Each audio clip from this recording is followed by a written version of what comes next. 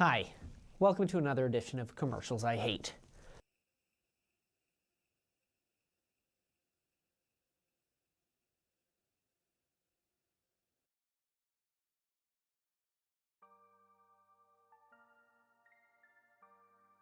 I saw it when I walked, boy.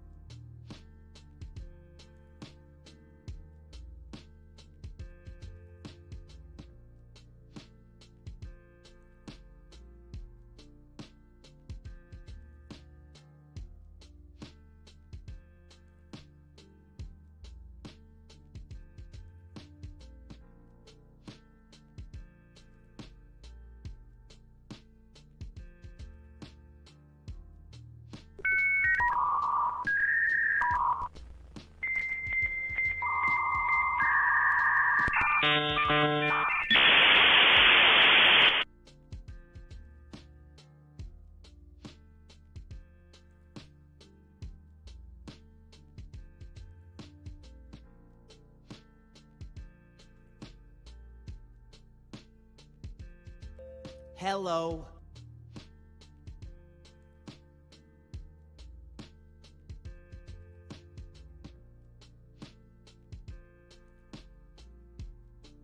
Hello, hello, hello.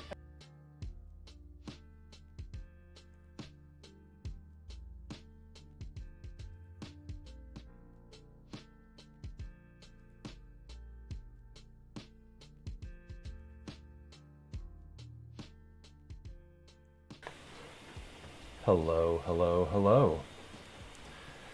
Let's test that microphone. That seems like a good level. Right about there is whoa, hello. There is normal talking level. All right. And the captions look good. That's great. Fantastic. And we are ready to go. Right? Maybe. Hopefully. Hopefully this holds up today. We did a little secret test stream last night to work out some of the kinks, which I feel like are worked out now. Maybe. And if not, it's okay. We'll persist. Let me scroll back up and say hello. Baker, hello.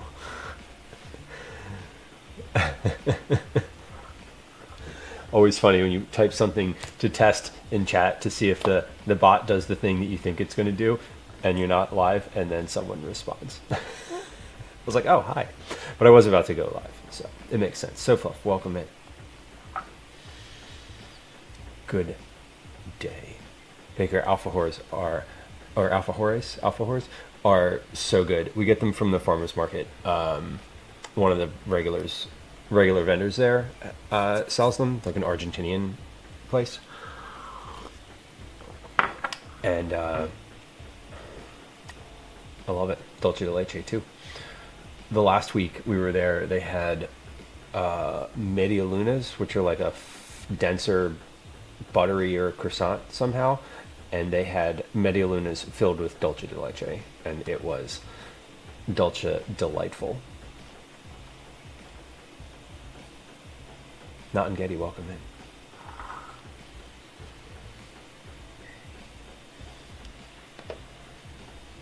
Twindrella, hello. Welcome. Good day. Good day, Not and Getty. Congrats on the 50 check-ins. 50 is not a Cookie Club number, but 50 is a satisfyingly round number. Fudge Darling, hello, welcome. Baker, boiling the can to make dulce de leche sounds like something that you should never do. I know that it says you can do it. I don't think you should. I don't know. Just me. Belly Flops, welcome in. Good to see you. 10 is also a round number. I like that one. Lemon, hello, welcome in. A Recipe Reborn, good to see you.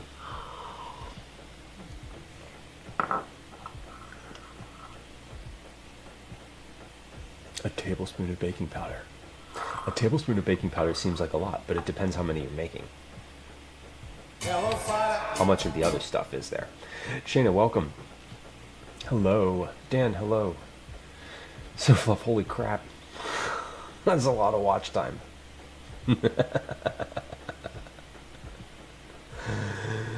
There's a lot of watch time.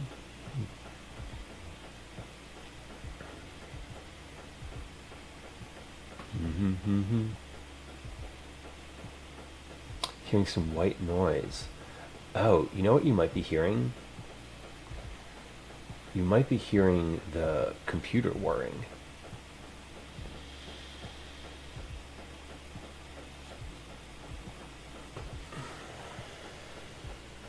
I wonder if that's wonder if that's it.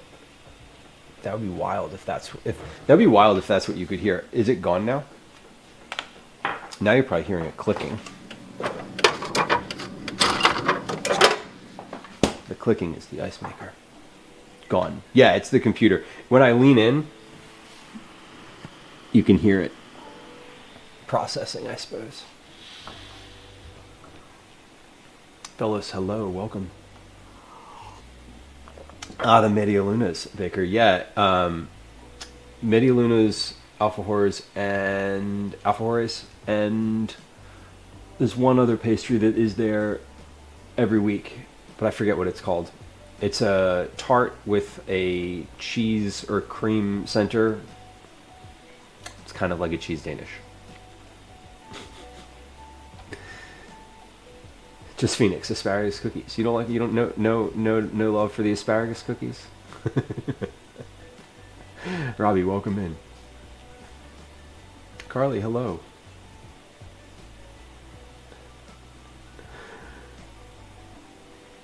So, Twindrell, you have experience with dulce de leche being boiled in a can. I still am super, like, how is that even safe? It feels like,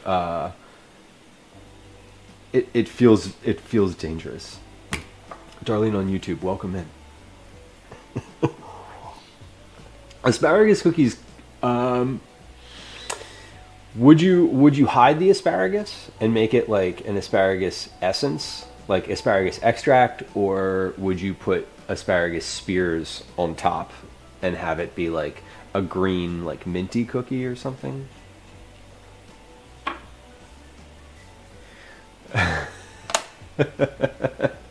Lemon, I love the bounds of your skepticism. It is a crooked line. I would try an asparagus cookie. I would not question. I would just do it. I would eat it, and I bet it would be good.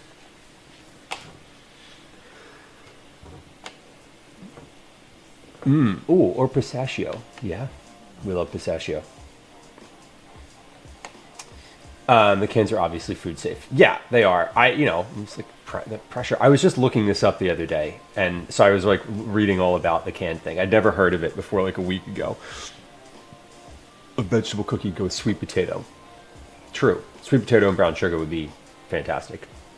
So you put it on top. I think if you're making an asparagus cookie, it has to have an asparagus spear somewhere there, visible.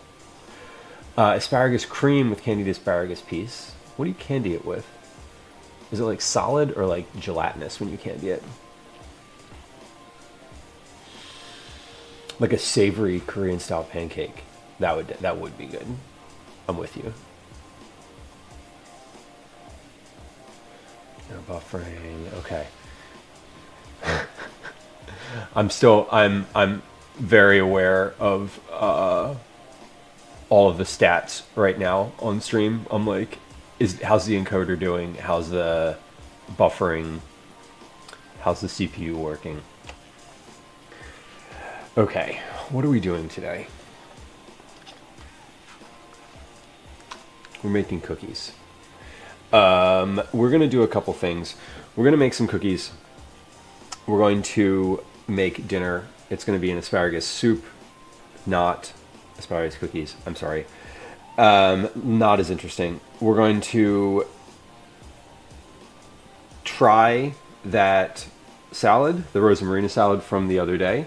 I combined everything last night at dinner time and made a little, made some notes about it in the 24-hour period, but I want to try it again today because notes on how to process, how to store and serve leftovers are also important. So I've got leftovers and I'm like, going to do that. And I'm going to prep some focaccia bread today because I want to do that for dinner tomorrow. I also want to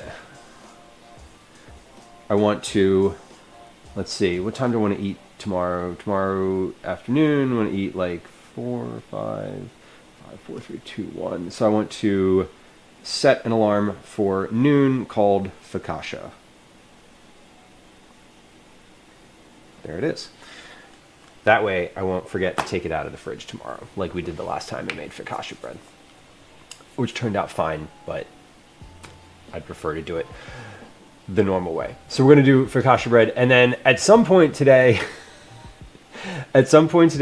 we're going to open these drawers, these two drawers down here, and empty them onto the counter and take a bunch of stuff out of this drawer specifically.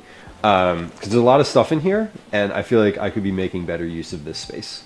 Every time I open this drawer to put something away, it feels like I'm sliding it into like the only spot that it could possibly go. So there's stuff in here that is... Welcome in.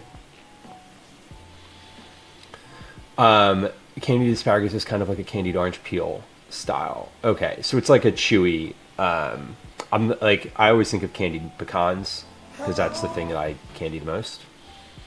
Boris, welcome in. Oh, you could dip the cookies in the soup. But that wasn't designed to work like that. But you could. You absolutely could.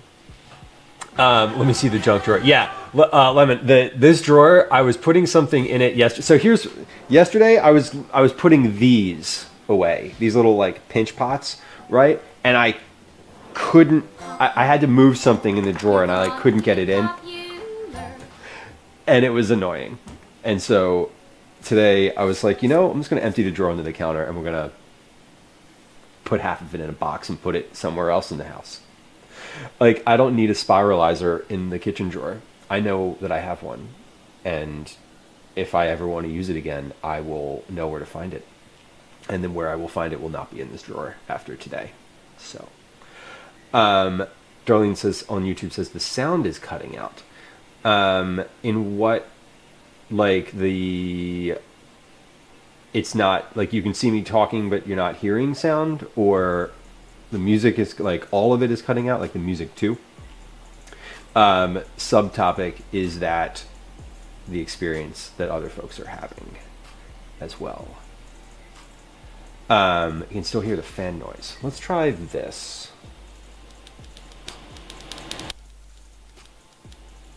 Okay, I just changed the gain on the microphone a little bit, and maybe that might help. I'm still tweaking it. I took the filter off of the microphone that I had on the mic in OBS because that was using it seemed like it was using a lot of resources. But I made a bunch of changes to OBS, I made a bunch of changes to Windows, and I made a few changes to the actual microphone. Knox, welcome in. If you still hear the sound, what else could that? Yeah, I mean that what you're hearing, that like white noise, is 100% my computer fan.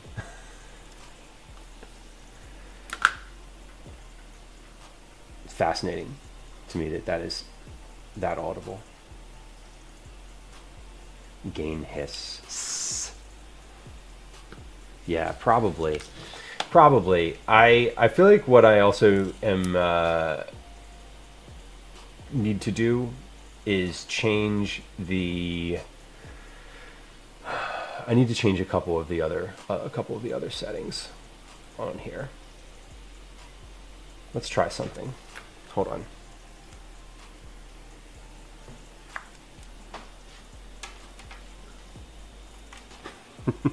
Lemon, I appreciate it.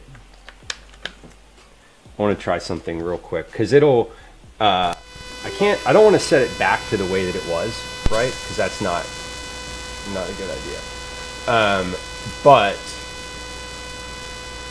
I'm doing a waterfall. All right.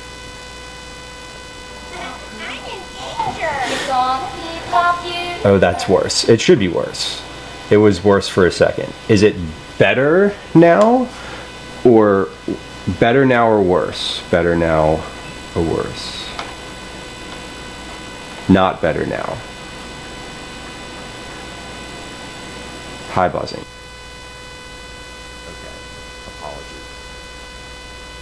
April, hello. Oh, it's the... I know what that is.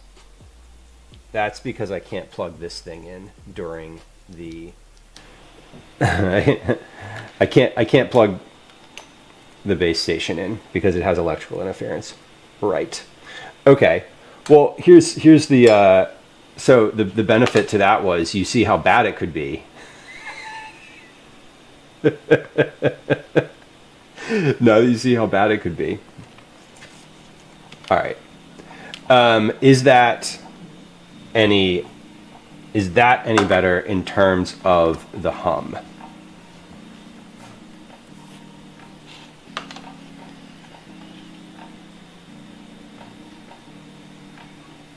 Baker, exactly. You got to lower the bar just a little bit. Like, hey, let me make it awful right now, and that way, when it gets a little bit marginally better, you'll feel better about it.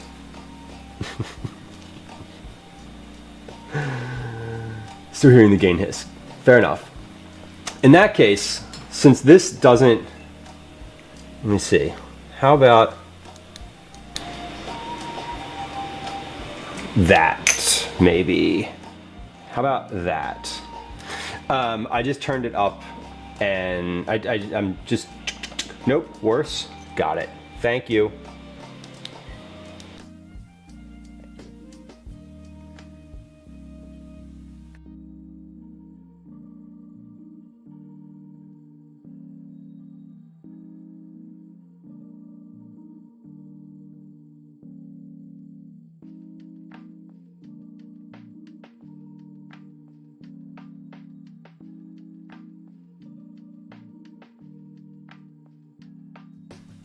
I muted there for a second because I was plugging it back in to change it back to the...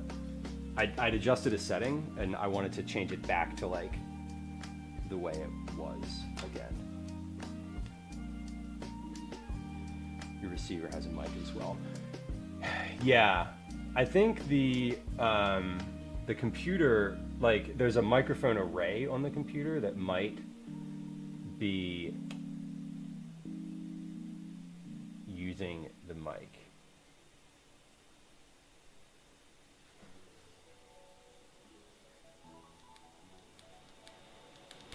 Sorry. Okay.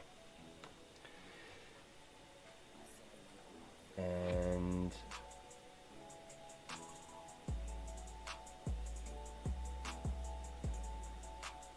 okay. Cool. All right. Well, that is what it is. I will turn, let's see. Let's turn, just want asparagus cookies. No, no.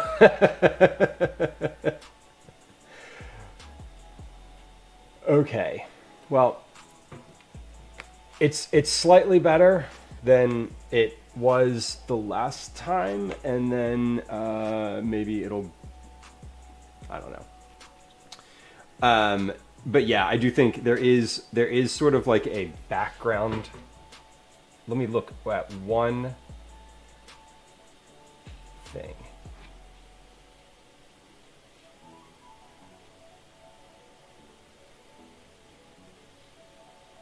Mic, aux, active. It does have a gain knob. Yeah, the gain on the receiver is currently at -18. The gain on the deck is -11 reference points. Kathy, welcome in. This asparagus that I have is from 2 weeks ago at the farmer's market. I've been storing it in the fridge in a cup of water, and it's been real nice. It's still good. I've been changing the water out, and it's done well.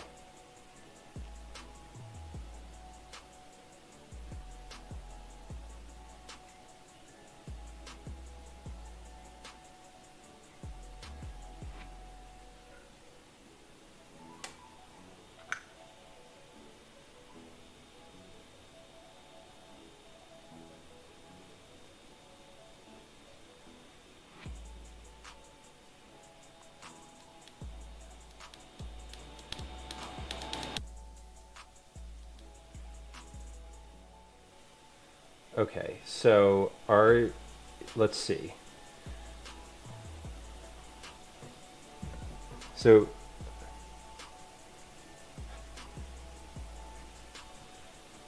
Lemon, if what I'm understanding you is you turn the gain to like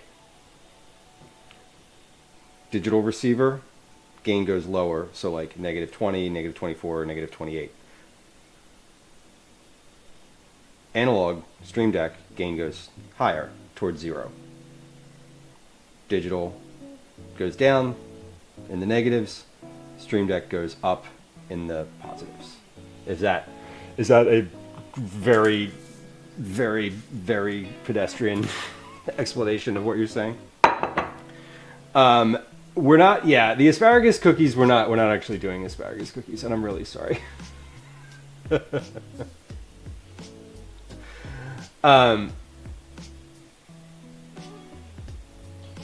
Scammed. I know. I'm sorry. It was definitely a clickbait title. It still is. It will remain a clickbait title. I admit it. What we're gonna do first, though, we are doing cookies. The cookies that I'm doing are not ones I've done before, right? A sub goal for asparagus cookies. I wouldn't say no to that.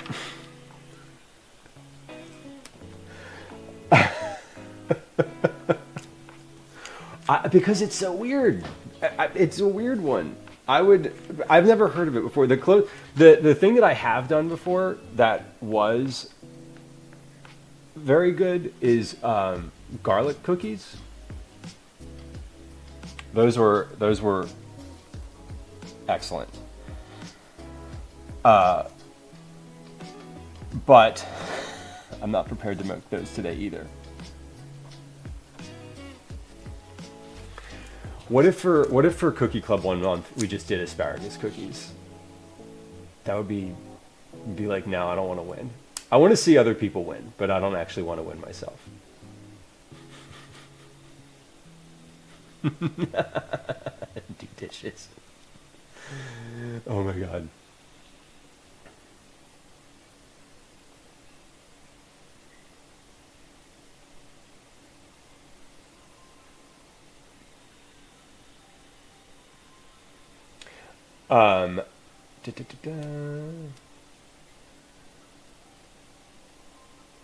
Oh, okay.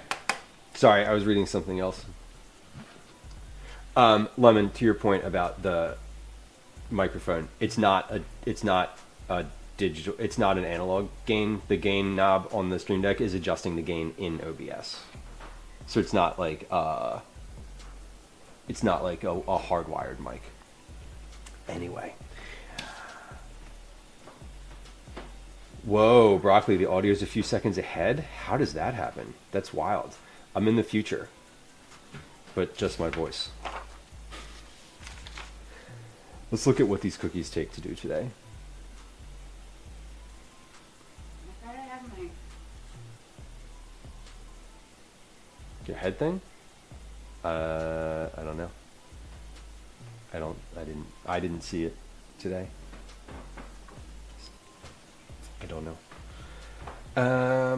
First, we're going to preheat the oven. That's what we're going to do. Are there any sheet pans in the oven? No. 60, 70. Beautiful. Okay.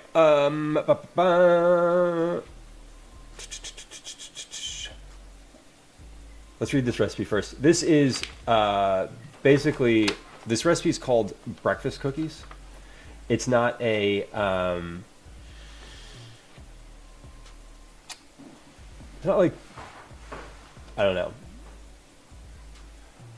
I guess they're like anytime cookies is how I would call them. They're called the recipe is called breakfast cookies. Anyway, these are similar to ones that I remember from growing up, and this is sort of the closest approximation that I could find for the version that I remember. So the goal today is just to make these and do the recipe like as it's written. And it says it makes 12 12 servings. Darlene, I'm glad you can hear now. Audio has been weird the past couple of streams. It is kind of how it is it is how it is, in the sense that we're working on it.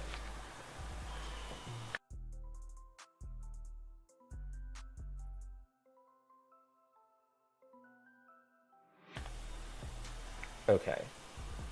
I think, yeah. Let me know if that. I'm also like, I'm making some minor adjustments, and if things get like weird, let me know. They look like fried chicken. They definitely look like fried chicken. You're not wrong. The picture is not very appetizing. Made it louder. Okay. Oh, okay, okay. Hold on. Then we do this.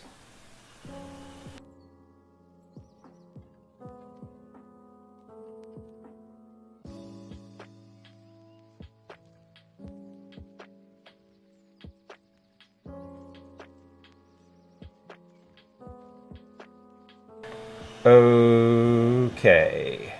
Did that make it worse? Or better? Cyborg, welcome in. Coconut shrimp cookies?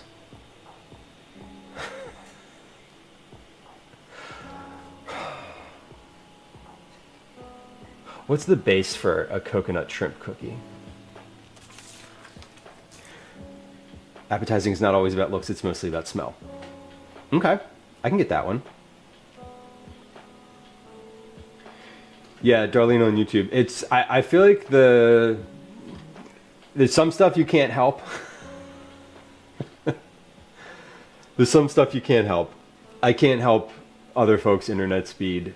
I can't help what Twitch is doing in the background. Or YouTube. Who knows? Welcome in. Better. Ooh. Okay. Okay. Better. So that means that maybe I want to do this. Maybe. We'll see. Okay, you found the recipe for asparagus drop cookies. What is in asparagus drop cookies? What is like the base? Are they like a sugar cookie? A carrot cookie, but with a carrot cookie but with asparagus. Oh no. That sounds cursed. I'm not gonna lie to you.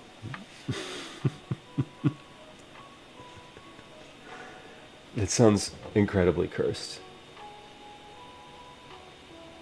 But yet there they are. Asparagus drop cookies. Organic asparagus, baking soda, sugar, butter, egg, flour, cinnamon, nutmeg, chopped nuts, and raisins.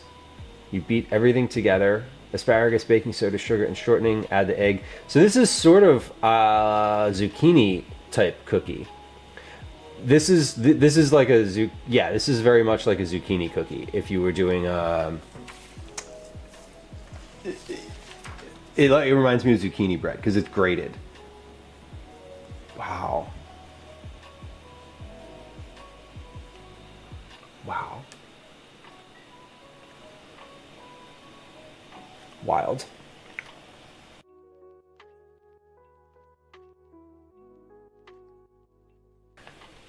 Okay. Belly flops. Thank you. I just set it back to what it was just a moment ago. It's a Canadian website. I blame Lemon. There's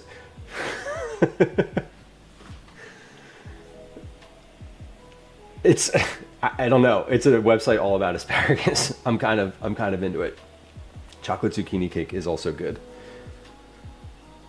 Zucchini is so good in baking, as long as you get all the water out. This says it's a 12 servings. I wonder how big these are. 3/4 cup of flour. There's not a lot in here in terms of volume. So maybe we make a batch of this and see what it's like. This calls for an apple, and shredded cheese. Okay. I think I'm going to make a double batch of this. Because I don't, like, 12 cookies doesn't seem like enough. I know myself, and if these are good, they'll just get eaten quickly. So let's do a double. All right, I'm going to read this. Preheat the oven. Stir together the flour, cinnamon, and baking soda in a large bowl. Add the oil, brown sugar, egg, and vanilla, and mix well. Stir in the apple, oatmeal, shredded cheese, and dried fruit. Using a spoon, scoop the dough into 12 even balls. Okay, that is about as easy as it could possibly be. And I think, like I said, I'm going to double this. So I need to actually remember to double every ingredient in here. 12 cookies is never enough, Kathy. I agree with you. Chef Mega, welcome in. Good luck with your setup today. Your mise as it is. Woman says, you know how there's fruitcake? Yes. Imagine that, but a veggie cake. Like a really dense cake filled with vegetables. What vegetables would go in your veggie cake? Who knows? Yes, it is. In fact, this is the end product of that is finding a recipe that looks very similar and making it, and then seeing how it turns out.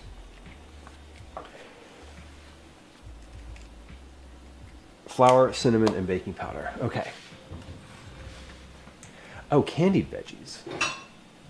Fascinating. I don't know if I've ever had a candied vegetable. I've had like dried vegetables and like dried and salted vegetables, but I've never had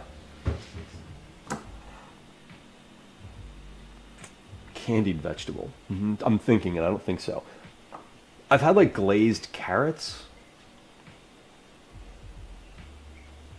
but I don't think that counts. Sida, welcome in. Bellyflop says, my baba used to make this cursed lemon jello cake in a small bond pan with shredded carrot and celery.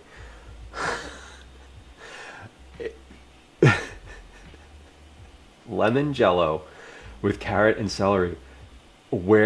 From where do you suppose that recipe came from originally? Phoenix, but yeah, a cake with candied vegetables and candied bacon, and you try it? Of course. Who wouldn't, really? This is the largest bowl I could possibly get for this, isn't it? Where's the scale? There it is. All the other bowls are in the dishwasher. I did have a bunch of dishes in the dishwasher, and it just didn't get run yesterday or today, and now all the dishes from the past couple days are in there and not where I need them to be, which is in the cabinet. But that's fine. Who didn't run the dishwasher? I didn't run the dishwasher. Ukrainians can make up some wild things, you know? Valid. That a veggie cake sounds fun. Sounds like it could be a fun exercise in creativity. I did. Thank you. Also, it's worth noting that I updated the cookie tracking in Discord today.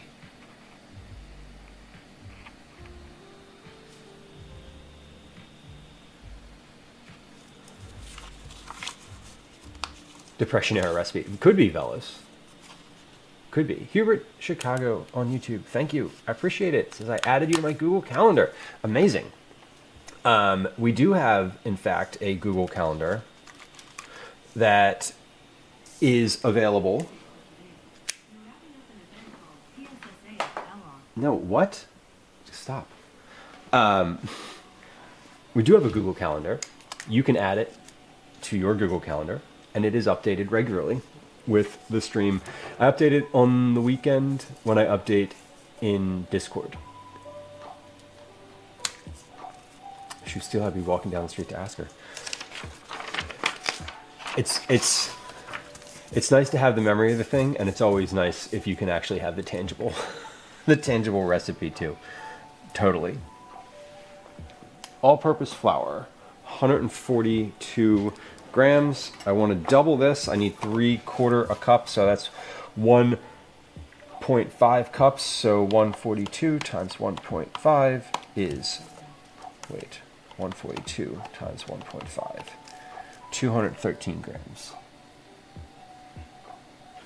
Right? Yeah.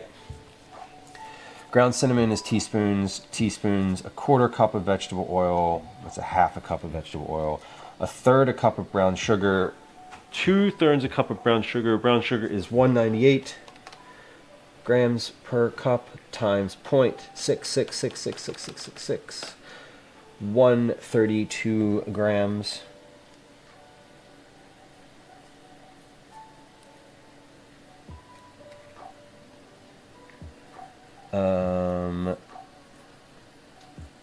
Okay, the rest of this is just by volume and not by weight.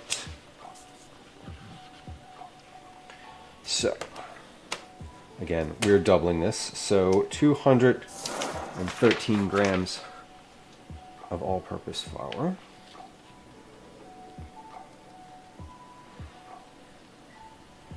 Whoa, nice. Belly Flops, if you message that to a moderator, they can post the link. Or if you post it in the recipes channel in Discord, that is probably the best place. That is the best place for me to see it, because I will actually look at that post fact. Okay, so we're doubling. A teaspoon of ground cinnamon. So this recipe is super simple as far as the execution here goes. So we're mixing together the flour, cinnamon, 1/2 teaspoon of ground cinnamon, 1/2 teaspoon of baking powder. All right, so we want a whole teaspoon of baking powder.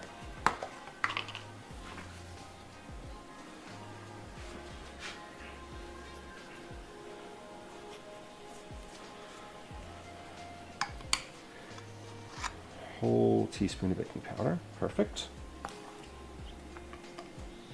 Add the oil, brown sugar, egg, and vanilla, and mix well. Oil. I need 1/2 cup of vegetable oil. I think I had vegetable oil. Oh, we gotta move the kittens just an inch. Okay. I do have vegetable oil. Where is it? I need the clean vegetable oil. Oil I used for deep frying recently. There it is. Okay. What's the volume of this? 1 tablespoon is 14 grams. 1/2 of a cup is 8 tablespoons. So 8 times 14 is 112 grams. So we're adding the oil, 112 grams worth of oil. 112? Yeah.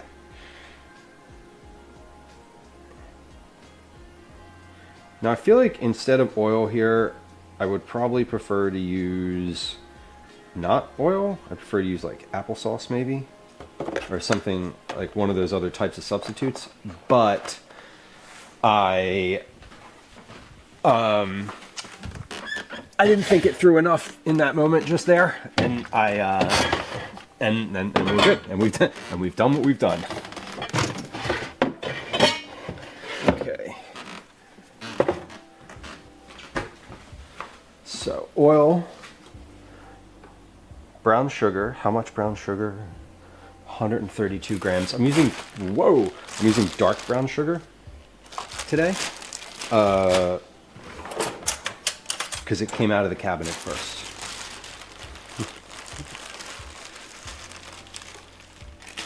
What's applesauce substitute? Maybe I'm thinking of egg.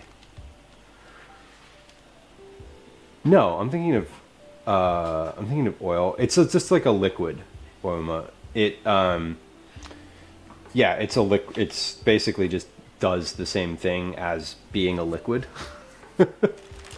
I don't know like the technical element to why that is a thing, but I know in some recipes, like I've seen that before. I think it's oil. I think it's oil that you substitute it for. 132 grams of brown sugar.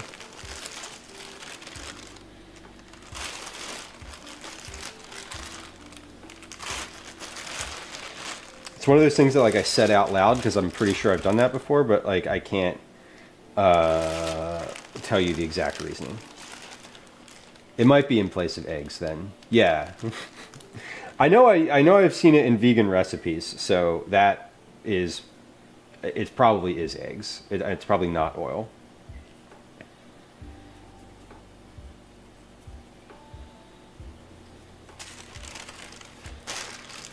Phoenix says applesauce can be used both in place of eggs or oil. Isn't it nice when everyone's right? I love that.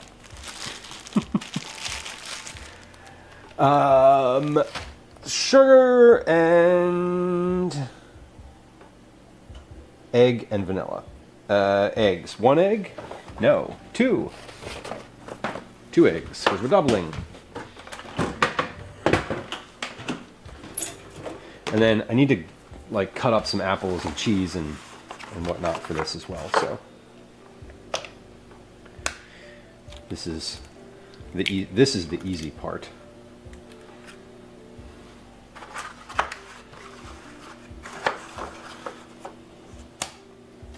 Yeah, or melted butter in place of the oil. Yeah, I feel like melted butter is even more indulgent.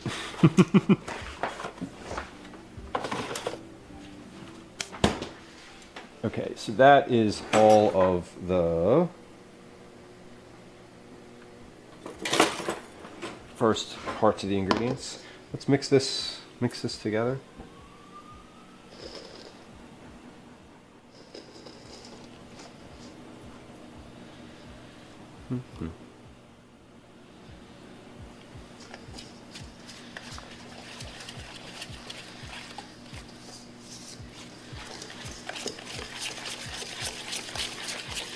Funny. This bowl never fails to make me think I have a lot less than I actually do, because it's so large that the optics of it are. This looks like there's nothing in here, but this is a double batch. Great. Okay, now vanilla. We didn't put the vanilla in. How much vanilla do we add? What's the vanilla? 1 teaspoon vanilla? Okay. Let's do...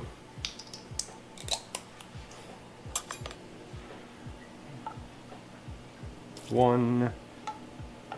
Baker, it is a good sized cereal bowl. You know what I use this bowl for? When I make myself like a big salad, right? And I'm not sure what all I'm going to put in it. I always use this bowl because it's just like the largest one. And when I got home, so the day that Calvin and I went and did our ice cream walk around that night, I quite literally filled this bowl to the top with greens and vegetables and like raw produce from the fridge and ate the entire thing. It was necessary.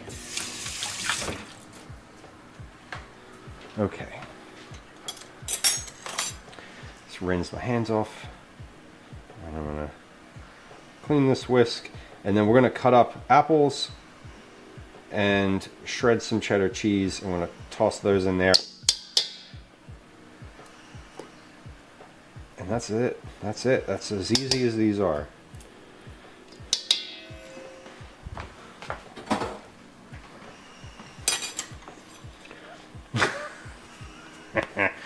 fixed the rinse counter. I fixed it. It doesn't tell you. It doesn't double respond now. It's embarrassing.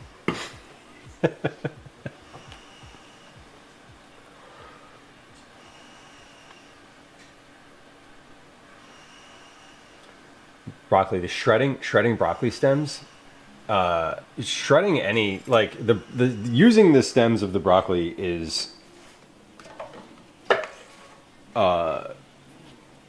great. I always, I don't know, I always like hate when I have to throw away like a little stump or something like that, because it doesn't, the only thing with broccoli is it doesn't go great in stock. So yeah, you gotta like find a way to eat the stems without being able to save it in like your stock bag. Phoenix, it was an ice cream detox, 100%. I was like, I need greens, period. That's it. That's it. Darlene on YouTube. Sometimes I bake gluten-free cupcakes. I love gluten. I love cupcakes, period. Gluten-free cupcakes, just to me, kind of is like, I can eat more of them. Fellows, hello again. Yeah, the stems are great. The stems are great in stir fry too. 3 cups worth of oatmeal. Yeah, broccoli, exactly, stir fry. Anywhere where you're not like, where it's just sort of in with something else, you can just use the stems. Because they're, yeah, because it's just like, if you're cutting them up enough, it's okay. So we add to this the apple, oatmeal, shredded cheese, and dried fruit. So oatmeal, 3 cups of oatmeal, it says. Well, 1.5 cups, the recipe calls for, but doubling it is 3. They go well in baked potatoes. Okay. Like underneath of some other stuff. That makes sense. We use the sugar. Okay, all of that we've used. The only thing I haven't used is the raisins, dried fruit. A cup of dried fruit. That's a lot of dried fruit. Darlene, do you find it helpful? A gluten-free diet for Lyme / other allergies related. So doubling the dried fruit is a cup of dried fruit. Calls for half a cup. So this is, honestly, that's just the rest of this bag.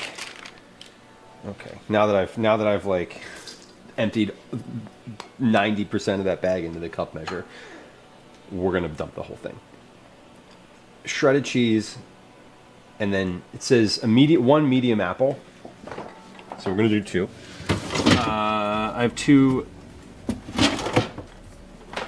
apples. We'll cut these up.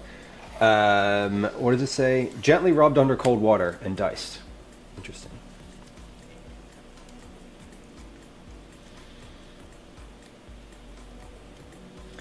Swiss Familia brand muesli. Broccoli. I'm not familiar. I'm familiar with muesli, but not that brand. I'm assuming that's like a good one. So fun. It's been a while. It also, part of the reason it's been a while is because we've done, all last week was IRL stuff. This is only the second stream back in the kitchen in like 2 weeks. So, it's coming though. For sure. At some point. Darlene says no, the gluten-free diet does not help. Okay. You gotta keep trying now, right? All right. We're going to dice an apple.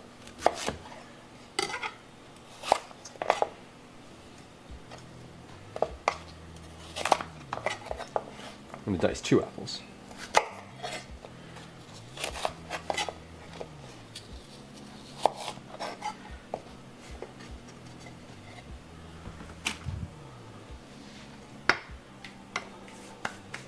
Oh, where's the other one? There it is. Like I've lost the apple.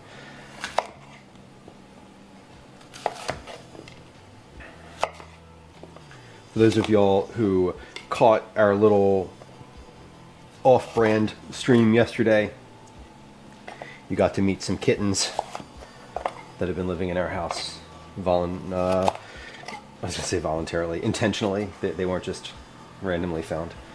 But there will be more kittens available to look at on stream today. So just like a heads up, in case you missed it, which most people did because it was not on this account. So, but there will be more kittens on stream today at some point. Gwen's going to come up to the kitchen. She's home, working from home today, and is going to feed them. And I asked earlier, I was like, will the kittens be available to be seen on stream?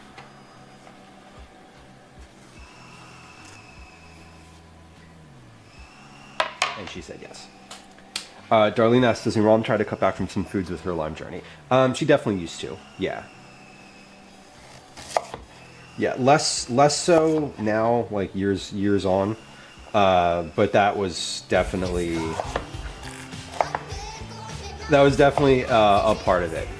Yeah. Broccoli cheddar in the crust of an apple pie is just bumps it up even more. Mix, welcome in. Caught me off guard. They are super cute. Yeah, we have some there's kittens in the house. They're almost 2 weeks old. Gwen adopted or didn't adopt them like formally. They are fosters. They came into the shelter, and she's been waiting to foster like bottle feeding kittens for a while. So the signal, the cat signal went up, and now they're in our house quietly growing, which is kind of cute. So Flip, thank you for the shout out. It's not a secret. It's not like a secret account. I just use it for testing, generally speaking. So feel free to follow that other alt account if you're so inclined and you want to hang out for testing streams and that type of thing. Very informal, usually very short. And I've done a stream or two on that account to literally just test hardware stuff. What was the answer of cats on stream? Yes, please. Cyborg, yes. So yes, the answer was yes. The answer was yes, because she's been feeding them over on the kitchen counter, because it's easy. It's like it's easier to do stuff on the counter like that. So she's been in the kitchen doing that. So she'll be up here at some point. Because they have to eat every 2 hours. So, they'll definitely be in the kitchen. We're going to be live for more than 2 hours from now. So, yes. Angry jelly beans with needle toast. Yeah, fortunately they don't know how to use those needle claws yet. They just kind of flail them randomly and make contact, which is nice that they're not.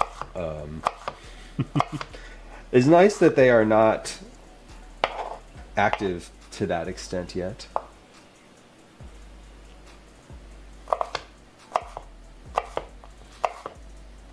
Yeah, Darlene on YouTube says some people with Lyme can't have meat. I don't know all the intricacies of the sort of the Lyme diet. I know that people will spend kind of a while figuring out what works for them.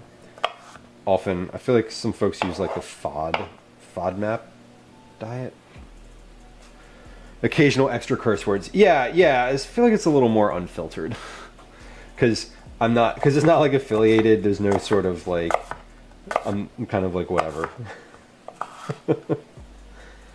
But I like to use that because I don't want to do just like a random testing stream on this account.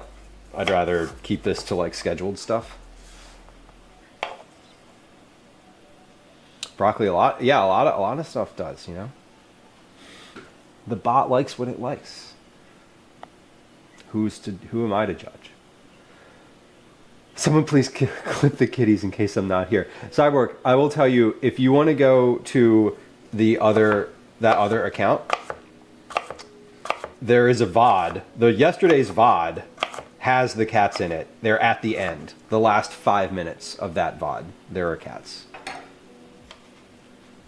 So, like, just a heads up. You can, if you do miss it, well, you know, someone will try. So maybe someone will clip it. But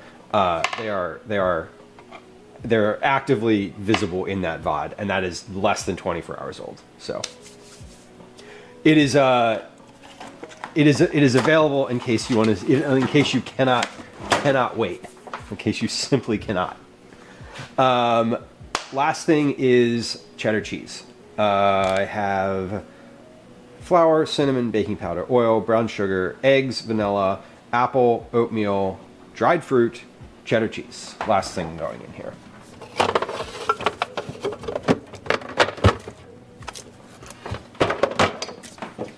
Now, this is not the bright orange cheddar cheese of my childhood memory, but that's okay. It is, despite that, still cheddar cheese. Okay, and it calls for 3/4 of a cup, so I need a cup and a half.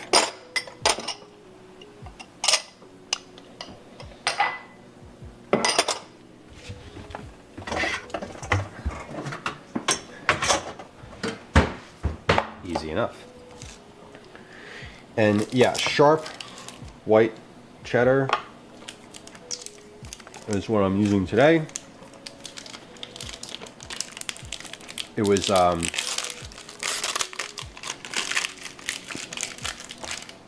available, so that was just, I didn't really have any specific reason for getting this cheese or this brand.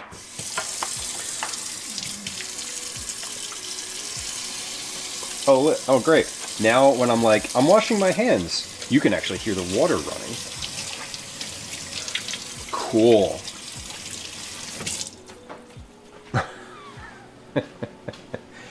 Great. Yeah, probably about 2/3 of the block. Yeah, I would imagine. I got 2 because I wanted to make this recipe again, I think, at some point. I did get two blocks of cheddar cheese for it.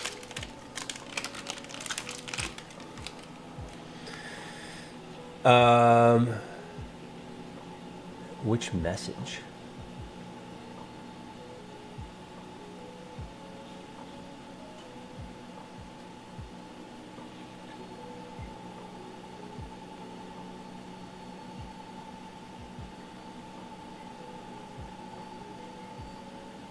When I click that link, it opens the page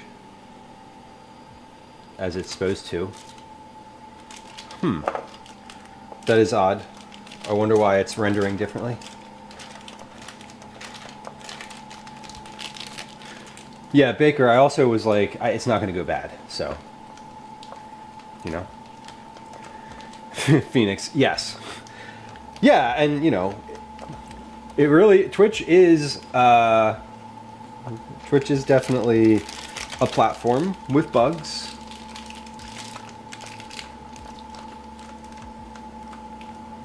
Hard to tell where the issue comes from.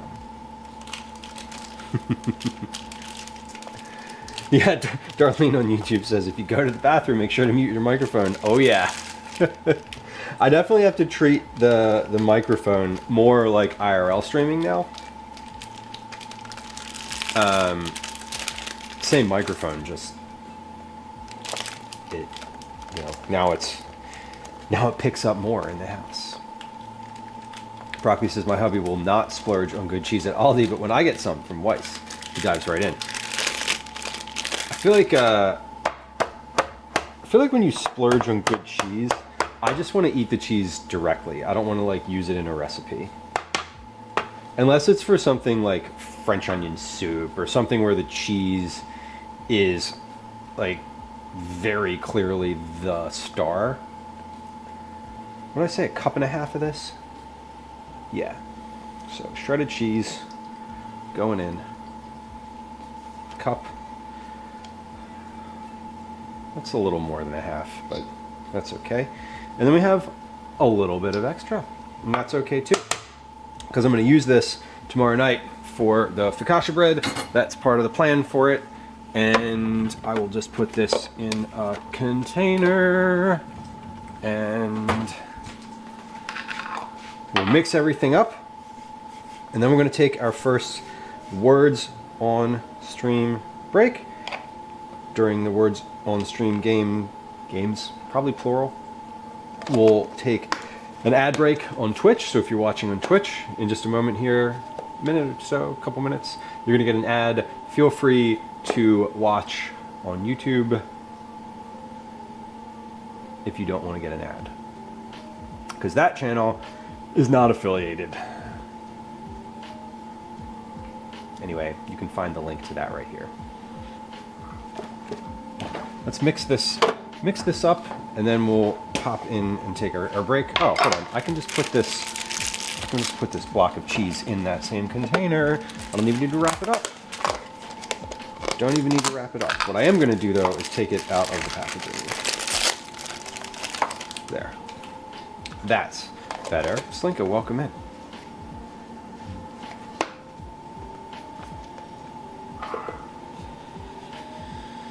Well, oh, Chef Mega, that's embarrassing, isn't it? I said it would do something and it totally didn't do anything. Why didn't it do anything?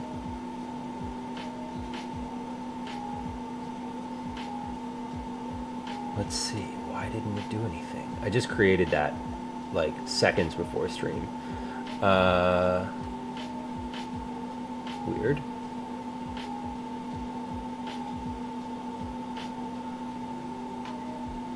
Oh, it did. It just took a long time. Interesting. That was a weird delay.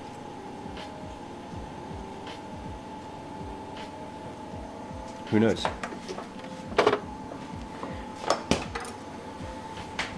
All right, let's mix this. I'm gonna mix this, and then we will go. I'm gonna take a little break because I don't want to interrupt the baking process. Let's see. Now, this is the part where I start to second guess. Did I actually make the right amount here? Flour? Because there is not a lot of liquid in here. This feels like a lot more than a lot more oats and solids, but it's working out.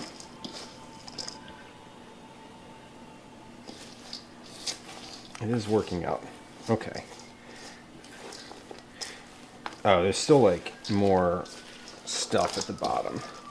I think I need to do this by hand, honestly. This feels like it would be easier to do this in a more direct fashion. But I don't know. This is coming together. It just is taking a little longer. It does, Phoenix. It does look like a granola bar. I think it just needs to like everything just sort of needs to get in. It's very sticky. So like once things come in contact with the wet liquid, they stick together. So we are starting to stick together. These aren't going to rise though. These are just going to be, I don't think these are going to change shape very much once they have been put on the pan.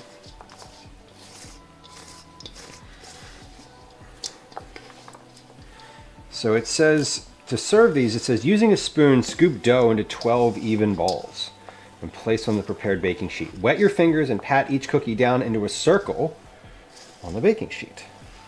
So they're not gonna rise and they're not gonna expand. They're just going to exist. Okay. I kind of wanted to add. I wish I should have added some. Should have added like nutmeg and some other spices to this, but it's okay. All right, this looks good. This is definitely very granola looking. It's in chunks. I mean, it will stick together on the pan, and then once everything warms up, it will definitely stick together in cookie form, because it's already sticking together just like this. So this looks good. Okay, let's take a quick break here before going to the cooking part.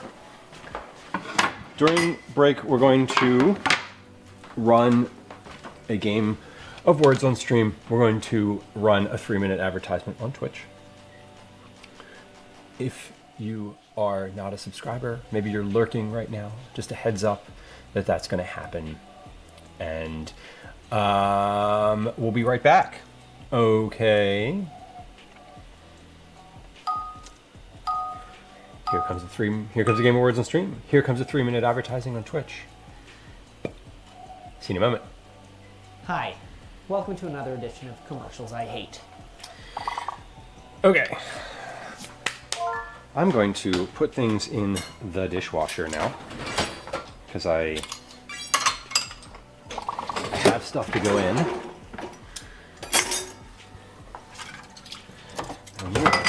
I'm not going to run the dishwasher during stream, because now that you can hear background sounds, it would be like, you would definitely hear the dishwasher running in the background, and I don't want that, so we're going to leave that until later.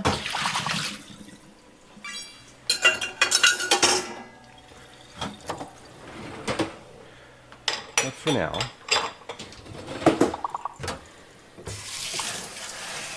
the dulcet ASMR sounds of dishwasher loading. Please enjoy.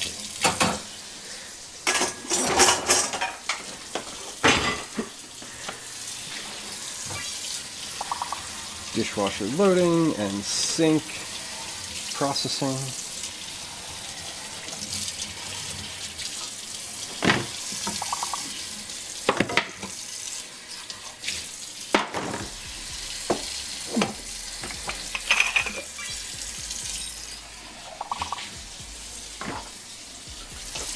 Alright, everyone gets at least one more guess coming up.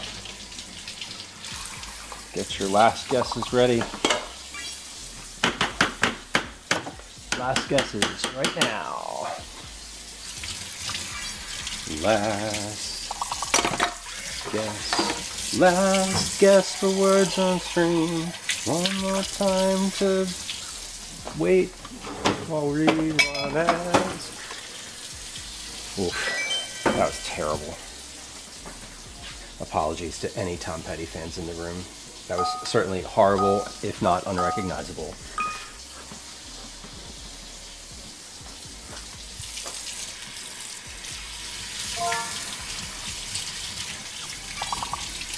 All right.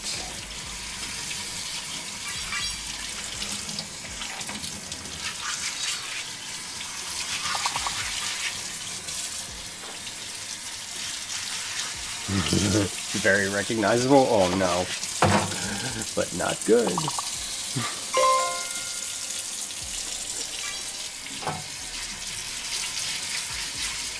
Recognizable? Yes. Quality? No.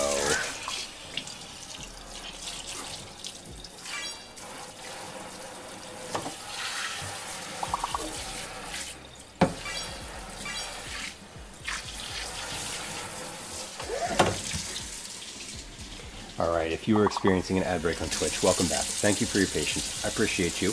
The ads are a necessary part of Twitch. You don't get them if you're a subscriber or if you're a Twitch Turbo member. I would advocate for you to do either one of those things.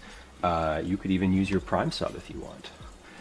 Anyway, if you're still hearing me, that means you stuck around, and thank you for your patience.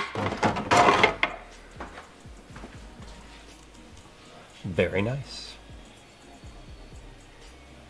Good job.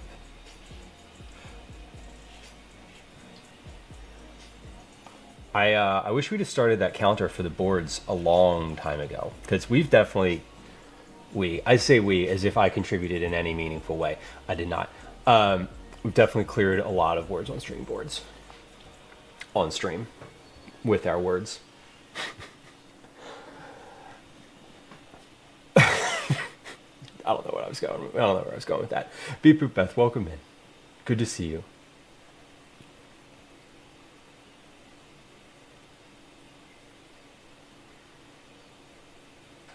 Yeah, Phoenix, there's not that much flour in here. There's a lot of like binding. It's like, it's just for keeping things together, I guess. I do contribute sometimes. Sometimes I'll get the first word when I see it, and because I see it like 3 seconds before anyone else gets to see it. Sometimes I'll get that one. I like words on stream, and I like word puzzles. I'm a big crossword puzzler. I do try to do the crossword. I do the crossword very often. Often I'll do like just the New York Times, whatever their daily puzzle is. I can usually get through it on early in the week. Not so much later in the week, but you know, never claimed to be that good at it. All right, let's get some sheet pans out and bake these cookies. I'm not using my cookie sheet pans. I'm just going to use these like crappy ones. I don't know. Rocky says I so suck at the words game. It doesn't help I have to close down the closed captioner so I can see the letters. Oh, okay. Are y'all able to move the closed captions at all? I know that previously we've been able to, like, the settings, like Twitch settings have had it such that you can like put the captions here or here or here, wherever you can like change the locations. I guess I don't know. I tried to do that on a stream today that I was watching, and I couldn't. And I was like, oh, I used to be able to do this. Thought I disabled it. There's the disable it with the button. There's like, if you hit the closed captioner button, which is like usually right about here, there's a CC button, and then there's a settings button, which is like here. The settings button, you can disable them entirely. The closed caption button, you can just turn them on and off. I think that's how it is. Don't get me wrong. Don't seem to be able to move them. Yeah, I couldn't move them either. I thought you used to be able to.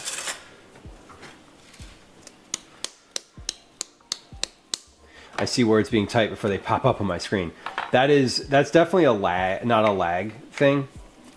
You can check what your latency is to me, the broadcaster, on the settings thing on Twitch. There's a little when you click the settings cog and it pops up the thing, there's a thing that says like advanced settings or like advanced information or advanced data maybe. Any of whatever it is, the advanced thing, advanced settings in the settings wheel. Yeah, if you click that, it'll tell you how far behind in time you are from like what Twitch sees as when the broadcaster sends things out. The more you know. And also, yeah, if you toggle low latency, I have low latency on my end. When I find that I'm like really far behind somebody, I just refresh the page. That definitely happens though. For sure. That's a known, I would say. All right. So I think this is probably the right size cookie. I didn't I want to make science out of this. I really do, and I'm going to. Because I want to know this. Before, you couldn't hear the glass. You could not hear any of that, right? I want to put this in a different bowl and weigh it, and then just divide that number by 24, and that's the number. That's the weight of servings. Because I doubled the recipe, so if it made 12, then 24 should be the right one. Accept my drift in time, Baker. Yeah, sometimes it doesn't matter if I'm not chatting. If I'm not chatting, I'm just like listening. I don't care at all. It's fine. Usually that's the case at night. I'm watching on the TV. Like I'll be watching on the TV, and then if I want to go chat, I'll pull up the stream on like my laptop or something, and the laptop will be a full like 10 seconds ahead of the TV. Like notably far ahead.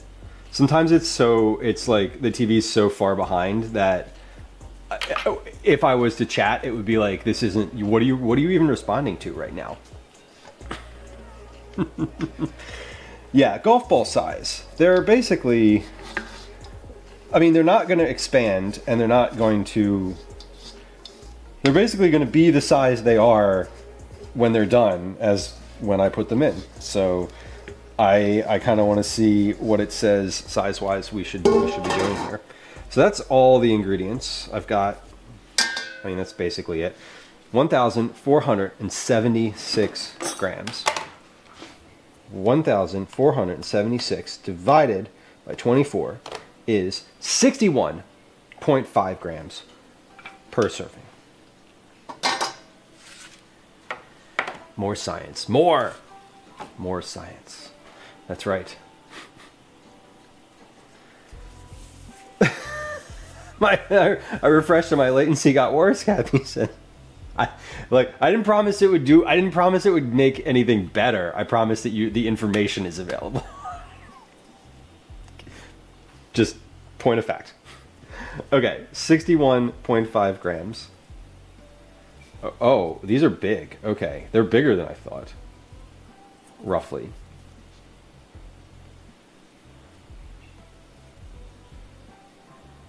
Okay, 61. We'll go with 61 grams.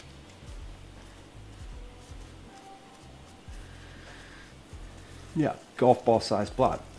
My mom made these when I was a kid, and I am a 100% positive that she never weighed anything like that.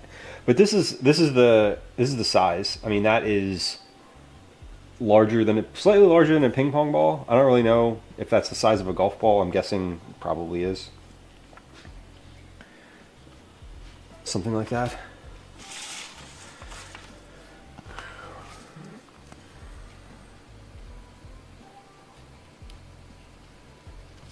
I'm gonna write that number down. I actually wanted to ask y'all if anyone uses the downscaled broadcasts. Like, does anyone watch the stream in like 360, 720, not 1080? Because one of the other things that I changed was to make, basically my computer was encoding like 3 versions of the stream. One at 1080, one at 720, one at 360. I cut out one of those. I basically told OBS to only encode 2 versions. I think it's encoding 1080 and 360 currently. But that was another thing that was like, hey, my processor, my computer may not be able to handle all of this. Auto, Kathy. Yeah, exactly. Auto. Just keep it on. I always keep mine on auto. Yeah, they're not that different. In terms of density, Broccoli, they are worlds apart. These have a density of a golf ball. And I need to remember to press these too. because it was, they're not going to flatten out.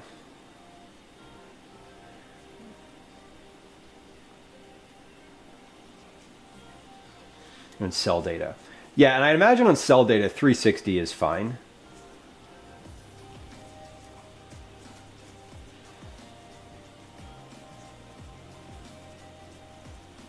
They are shooting in 60. They're ingesting at 60, and they are broadcasting at 60. I was going to change that to 30. That was another thing that I was basically like, if I still run into encoding issues, I'll drop my frame rate too. But I didn't really want to drop the frame rate because sometimes there's, I don't know, because of motion blur. Because if I did this, it might be blurrier. How often do I do this? Once, at least. One time ever.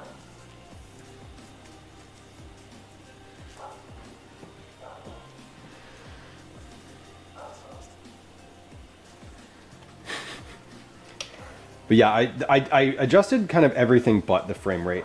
For those of y'all who are who do use OBS or stream in any capacity, if you have errors, I didn't even realize this. This is like, you know, me discovering new information. OBS offers an interpreter basically for your stream logs. So like I encountered a bunch of issues on Tuesday's stream. I took the logs from that stream and uploaded them to OBS and just did what it told me to do. It was like, hey, we think this is your problem. So they have a log analyzer, which is super helpful. And it was basically like, you're just, there's some key things that we see you're not doing. Wink, wink.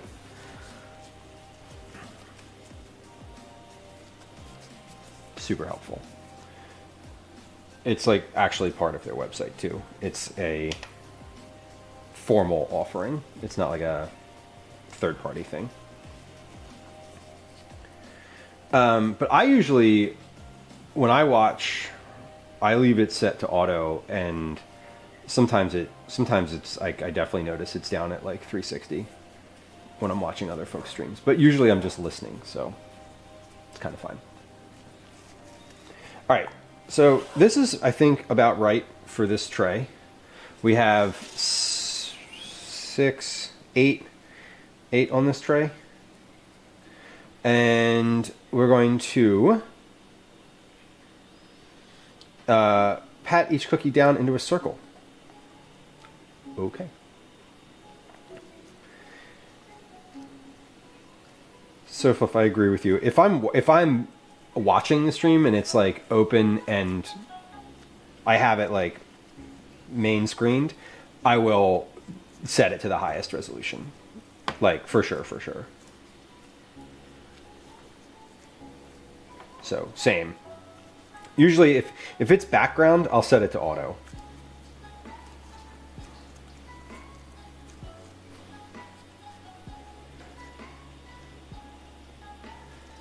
Get 1 gig fiber internet. Nice. Our internet's pretty good here. I don't ever have bandwidth issues.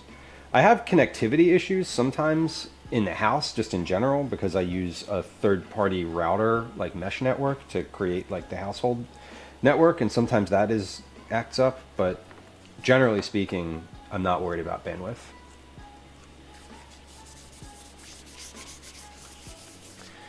Okay, here they are before going in. It says to bake them for 12 to 14 minutes. We'll put these in, let's put these in for 7. I'm gonna put them in for 7, and then we'll rotate them. We'll rotate them at 7. It doesn't say to do that, but that's 70. That's not gonna work. We'll put them in for 7. Then we'll give them 5 after that, because it's like 12 to 14. And if at the end of that, that'll be 12 minutes. And if at the end of that they're not quite there yet, we'll do an additional 2.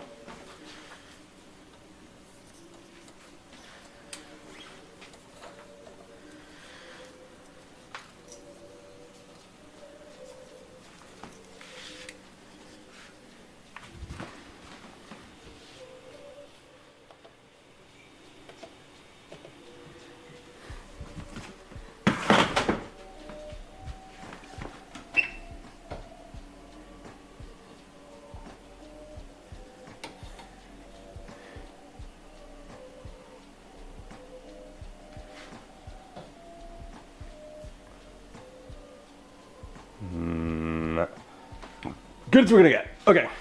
All right, I'm gonna roll some more of these out.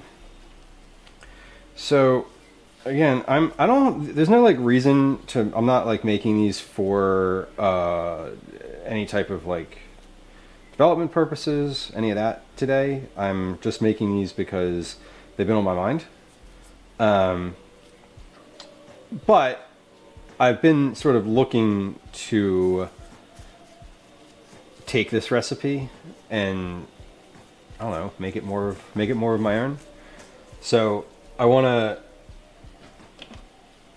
kind of take notes on what I'm doing today after the fact. Because this feels right. I mean, they look kind of as I think they should, for lack of a better term.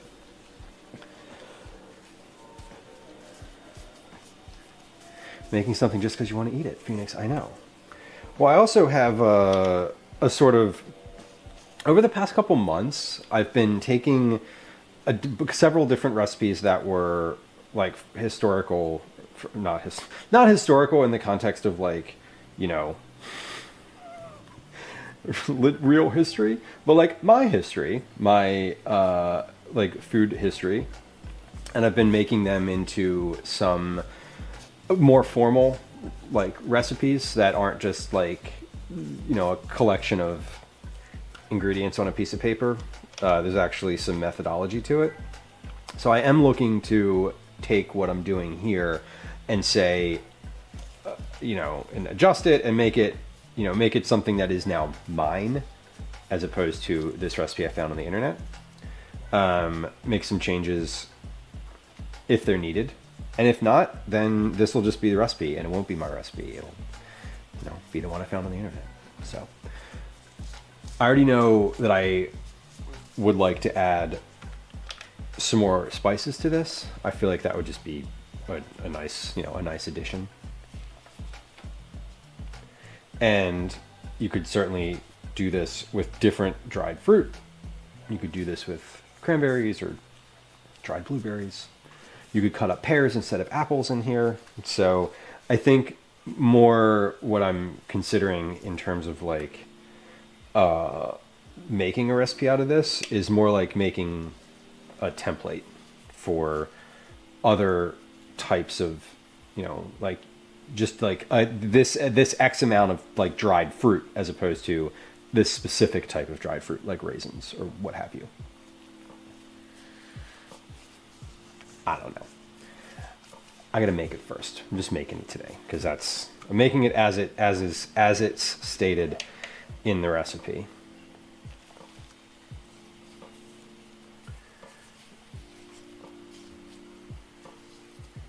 Yeah, that what other recipes have we done? The sheet pan potatoes or the crispy sort of skillet potatoes. Those are another one. That rosamarina salad I made on Tuesday amidst all of our chaos was another one that I used to have as a kid. And then there's some recipes I make regularly from when I was a kid that I'm not going to change. That they're just like, this is a Betty Crocker recipe and this is how you make chicken tetrazzini. There's no other way to do it. There's plenty of other ways to do it, but are there better ways to do it? I don't know.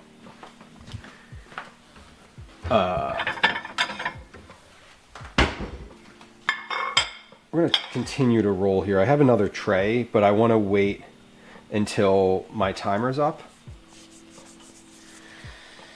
so that I don't open the oven just yet. How are we doing in here?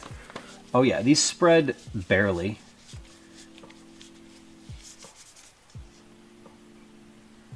Yeah, they're not, I don't think they've spread much at all, if any. They're glistening though, and they're flatter. They're like, they're starting to flatten up a little bit, which is nice. I remember these as being very flaky and like fall apart-y when you go to eat them. So I'm expecting that with this recipe. These feel they feel kind of very fall aparty as I'm making them.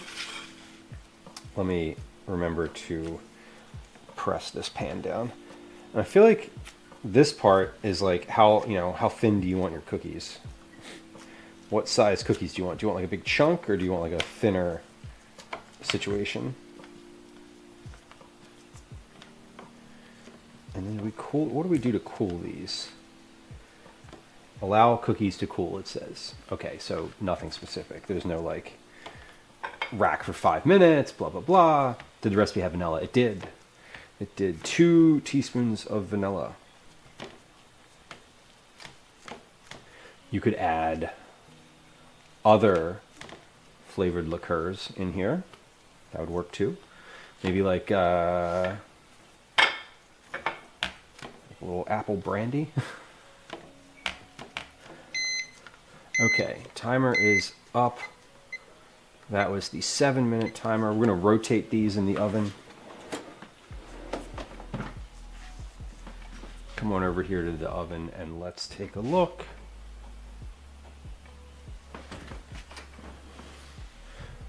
So these are looking decent. They're starting to look a little drier than they were, which is fine. I'm going to leave those. And we're going to give those 5 more minutes. That'll make 12. And if they're still not crispy and browned on the outside, at the end of that, we'll put them in for another 2, and it'll be good. Broccoli says, half the casseroles I make are Betty Crocker stuff, or things I make without looking at a recipe. Cottage pie, tetrazzini mac and cheese.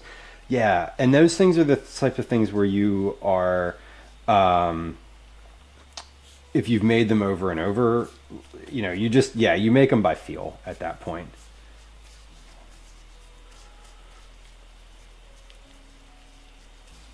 For sure.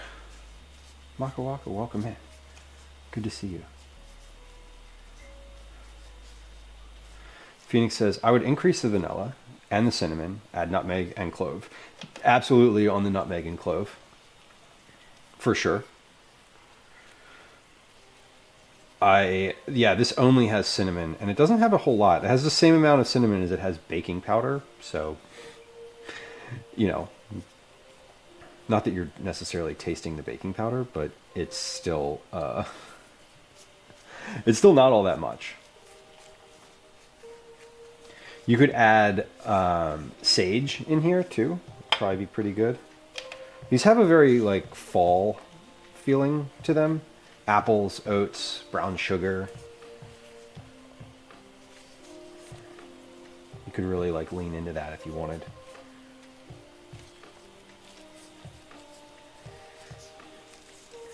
I'm giving these, when I'm forming these, I'm sort of pressing them a little bit because otherwise the apples and solids kind of start to fall out. So you gotta kind of mush them together a little bit. There we go. Dana, hello. How are you? I'm good. I'm doing well. Thank you for asking. I hope you're good. Happy April 24th. I was starting to say happy something. Happy what? Happy Friday Junior. There you go. That's better. We're making cookies today. Some non-Cookie Club cookies. I haven't made non-Cookie Club cookies in a while. Sofa, thank you for the shout out for Dana's Kitchen.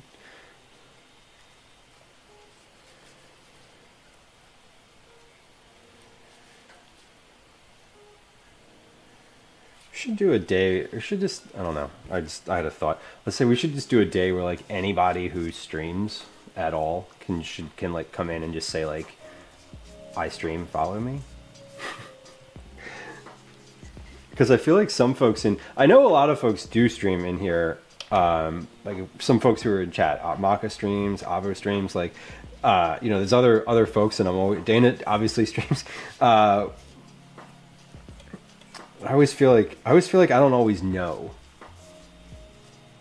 I'm tired, Dana says. Physically or just like emotionally, mentally, or both. Pecans, Phoenix, would be great too. Candied pecans would be like next level. Yeah, the only thing separating this from being a granola bar is probably like 20 minutes more of baking. Happy Honda days. Oh my God. See, now that's going to be in my head. Rocky says my mother-in-law was a much better cook than my own mom.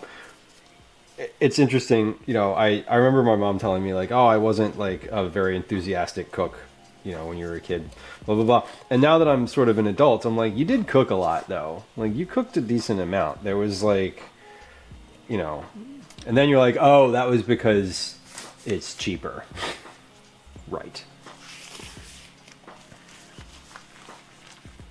Yeah, so that's what I was like, sometimes you just don't know, and then I feel bad. I feel bad when I don't know.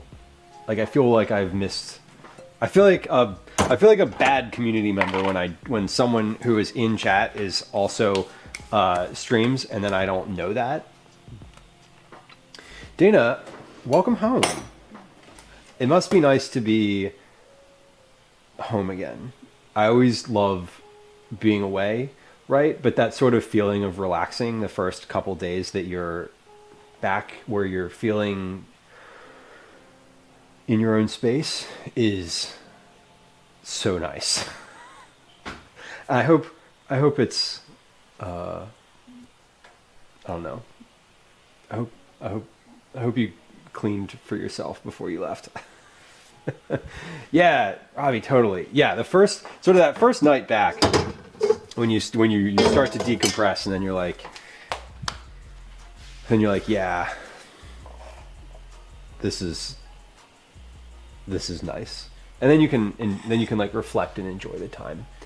Europe sounds fun, and you want a nice time of year too. It's like I feel like the spring is probably much nicer than like peak tourist season. I don't think it's peak tourist season right now, though. I said I was going to set a timer for these cookies. I didn't. So, you had to work this morning. Well, that sucks. I hope it was an easy one then, because that is rough. That is rough.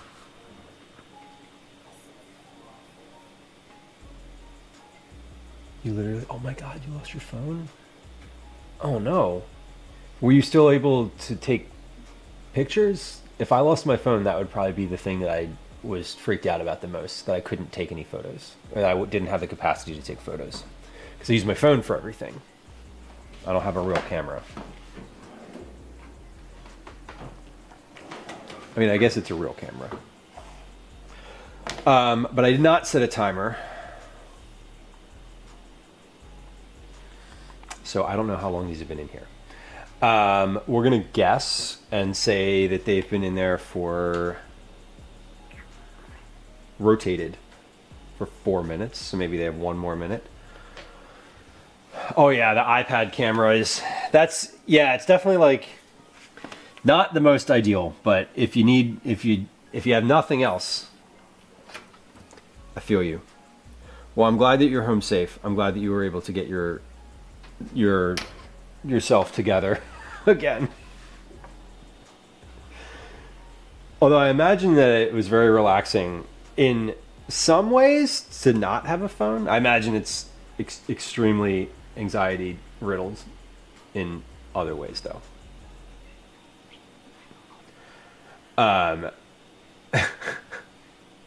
Rocky says if I lost my cell phone, I would not replace it. Being lassoed to a phone is WTF to me. No, I get it. I definitely get it. I try to spend less time on my phone. I try to, yeah, I'm just always trying to spend less time on my phone. And going places, especially when we go camping, often for like even just a weekend, there'll be no cell service and it's super relaxing. All right, these look good. I just peeked in at these, and I think these are pretty finished here. So we're gonna pop this tray in. I'm gonna do 7 and 7, 7 minutes, turn 7 more minutes, and I think that seems like the right move.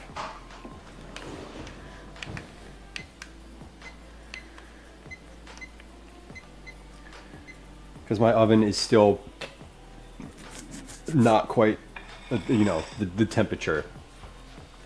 The temperature of my oven, I feel like, is still under what it should be. It's not calibrated correctly. Distinct lack of asparagus. 10 out of 10. Yeah, these do not have any asparagus in them. I'm very sorry to report. But here they are, fresh out of the oven. And then there's the ones that are fresh in the oven. And they look pretty good. And give these a chance to cool off for a few moments, and then we'll get to the tasting part. All right, while I am doing that, so we're waiting, basically I'm waiting for that tray to cool off just like a little bit. Once that cools off, I'll put those on a rack and we'll put the last round of cookies on the tray.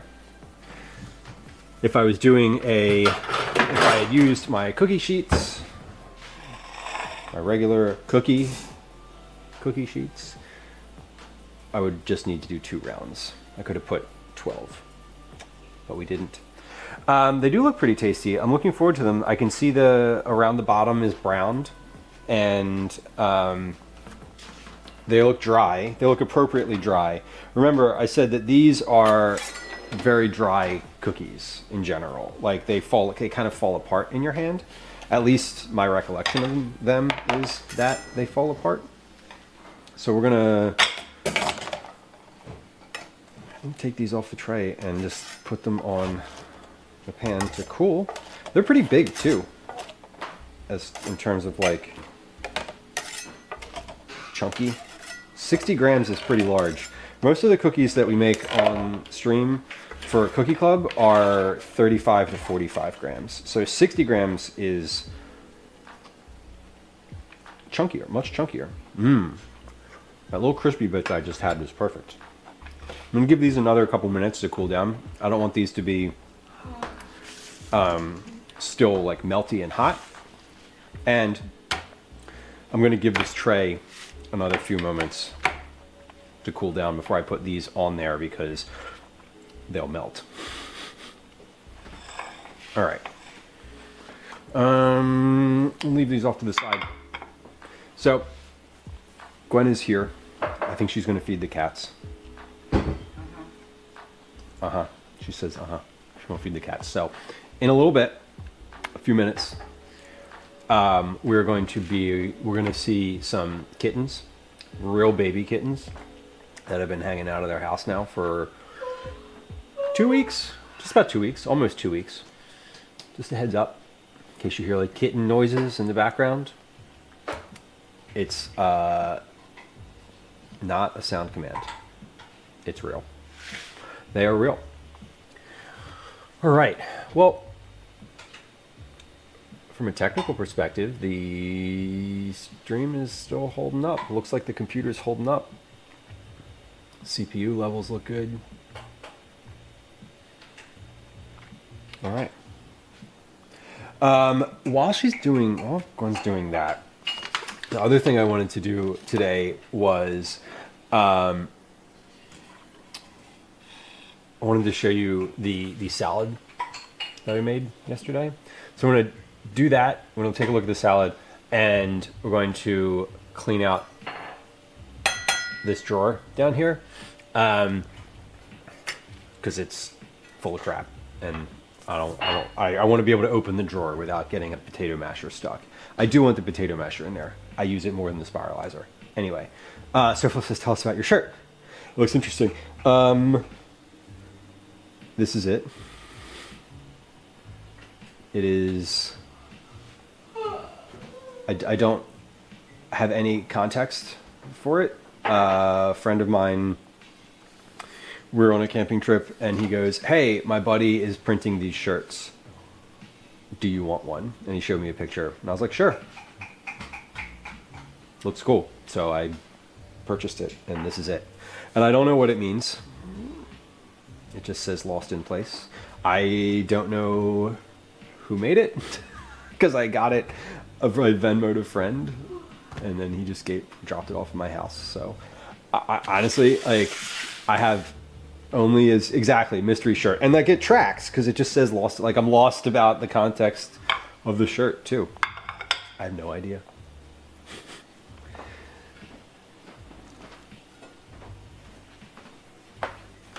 What? I'm done already yet. Okay, listen, I've stopped what I'm doing because I know that you need to move around in this space. So I'm deferring to your movements for the moment. Okay?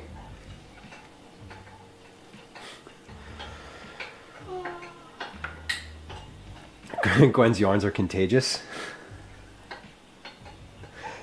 They are. They are. They were.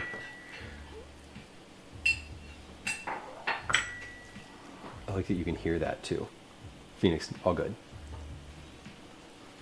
I think Gwen was napping just moments ago before she came upstairs. Yeah, Gwen's been getting up every 2 hours to feed these cats for almost 2 straight weeks. So fatigue is what's happening.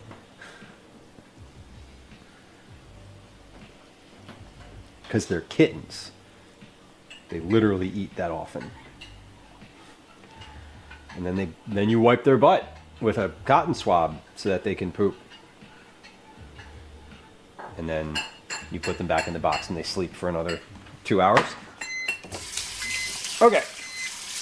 I'm gonna rotate these cookies in here. Mm-hmm. So Fluff, I agree. Says such a good cat mom. And she's been waiting for bottle feeding kittens for a while. We had those other Fosters, and those were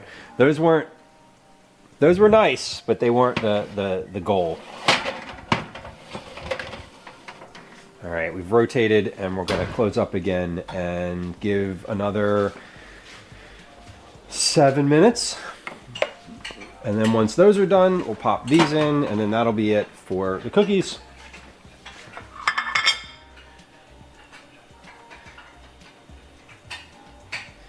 Phoenix, yeah, power nap, a 3-hour power nap is always a good one.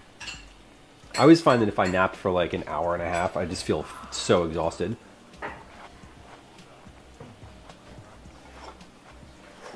Oh, you can't recover from it.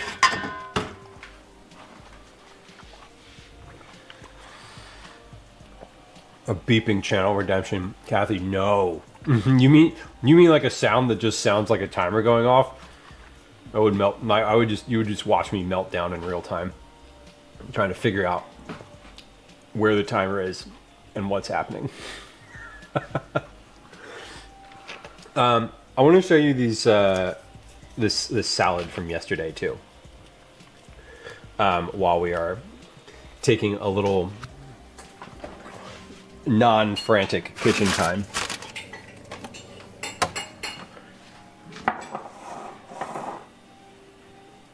One. Yes, okay.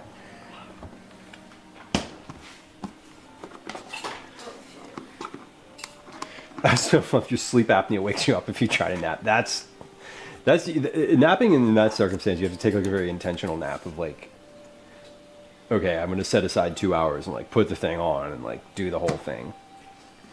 Although I suppose it is nice that maybe you don't ever like accidentally fall asleep for a couple hours here or there.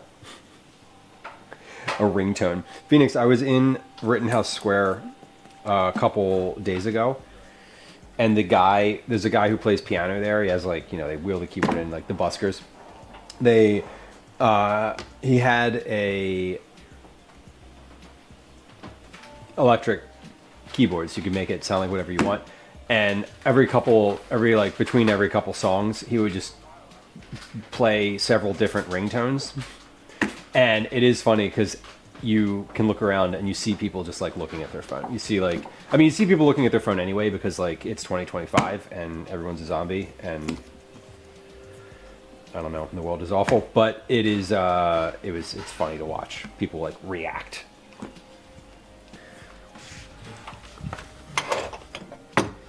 All right.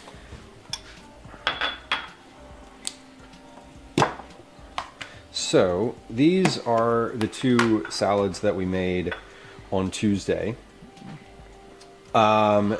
Interestingly enough, this is good. I can see an actual difference in these on day 2. It was less pronounced yesterday, but I could still see it, and so it's good to know. The difference is that the one that did not have the fruit in it. So basically, these are the same version, the same salad, just 2 minor differences between them. For this one, I let the orzo and the sauce soak overnight and had the fruit separated and then mixed the fruit and the Cool Whip yesterday. For this one, the orzo and the sauce were mixed together, then the fruit was mixed in, and all of...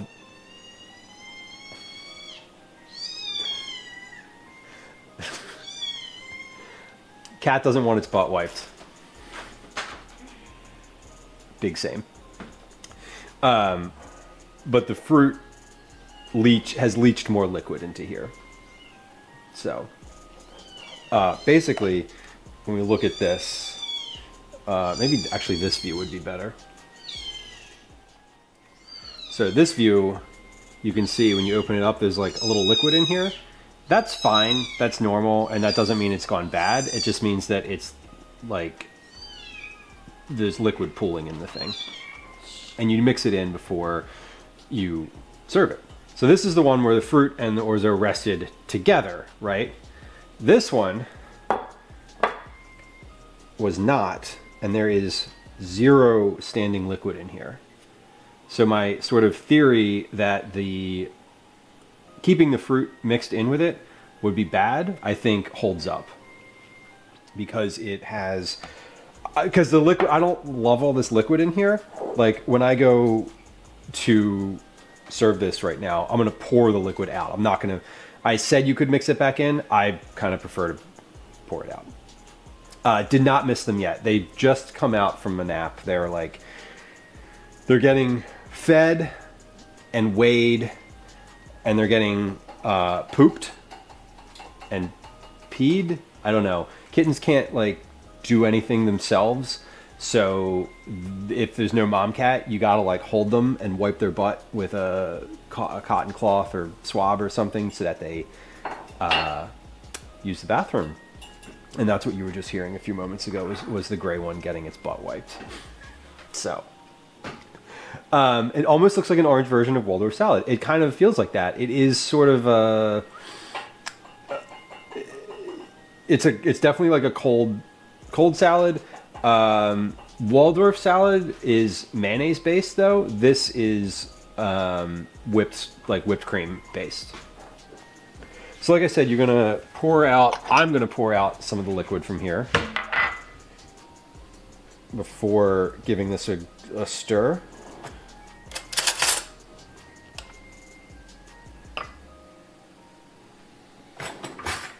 And then I'm gonna stir.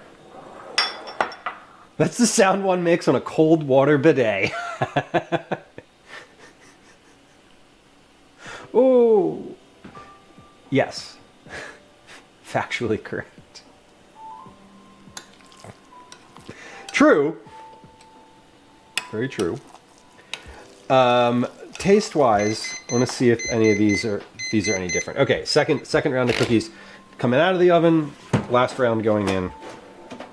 And then I need to put, at some point here, I need to put some these vegetables that I want to use in the soup in the oven. Maybe we'll do that next, because then I can finish roasting those and turn the oven off, and it doesn't matter if they cool down. They're not being eaten hot. I'm gonna heat them back up again when I blend them into a soup. So yeah, we're ready for a cat. There's a cat coming. Hold on, let me. Yes, this is Gray. Gray doesn't have a formal name yet. Thank you. Oh, look at that. Thank you for setting a timer. Thank you. Thank you, Dan. I appreciate you. Look at that. Well, they do have names from the shelter. Yeah. I just don't like them. But it does have a name.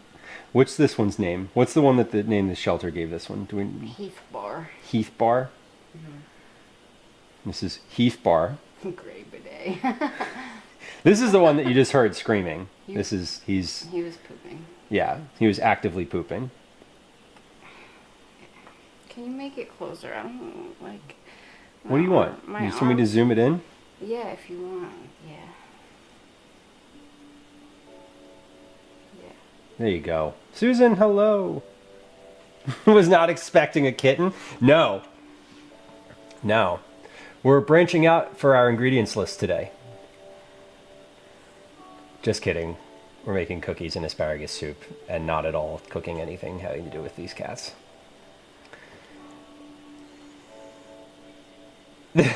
What is he doing? He's trying to get himself through the day. Is a good one.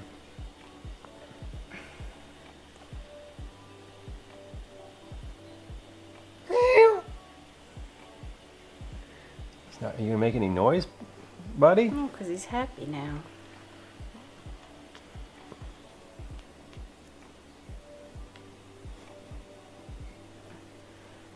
Oh wow, he is like, oh, the tongue's going. He's like turning. Okay, What do you mean the tongue's going? He was like licking. He had like a little just I could see the tongue. Oh. Your eyes are open. His eyes are open. He was the first one to have his eyes open too. They've all there you go. That is as close as we can get. Oh my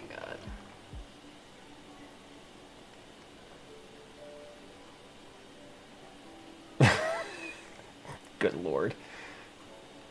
They are incredibly tiny. They have doubled in size? Yeah. Yeah, they've doubled in size since they arrived. Quite literally, they're twice as large, which is incredible. Because they don't feel twice as large. I don't think they look twice as large, but like density, they are. Okay, this is... We're just gonna do like I'm just doing a little taste test here while we're gonna cycle through kittens. If you missed the gray one, don't worry. There's two more. No, there's. Oh. Go.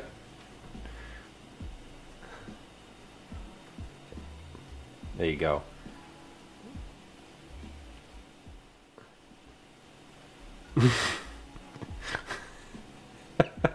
Just a disembodied hand. Wow, you're putting on a performance there, bud.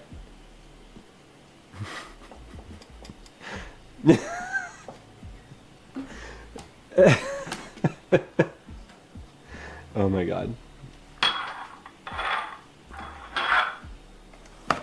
All right. So this is day 2, by the way, for these leftovers. We're on day 2. Yeah, the cats are. We don't know where the mom cat is. These kittens were just like dropped off at a shelter. That doesn't mean that the mom cat passed, it means that someone dropped the kittens off. There's no context to where or why. And so, like, they could have just been...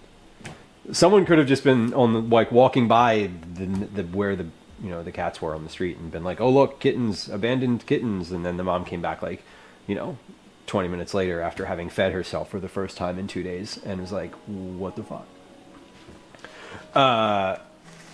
So I don't know where they came from. They weren't like, there's no backstory there. I'm talking about the density of kittens. Yes. Well, I don't know. We were talking about the density of cookies earlier. I just mentally made the leap to cats. Here's these two versions. So I don't know if this is going to translate on the screen, but the one on this one? Okay, yeah, this is number 1, this is number 2. The one that's the number 1 is a little more, as I would describe it as wet. It is more saucy, whereas the one on the left on screen is drier. It's you can see more of the chunks in it.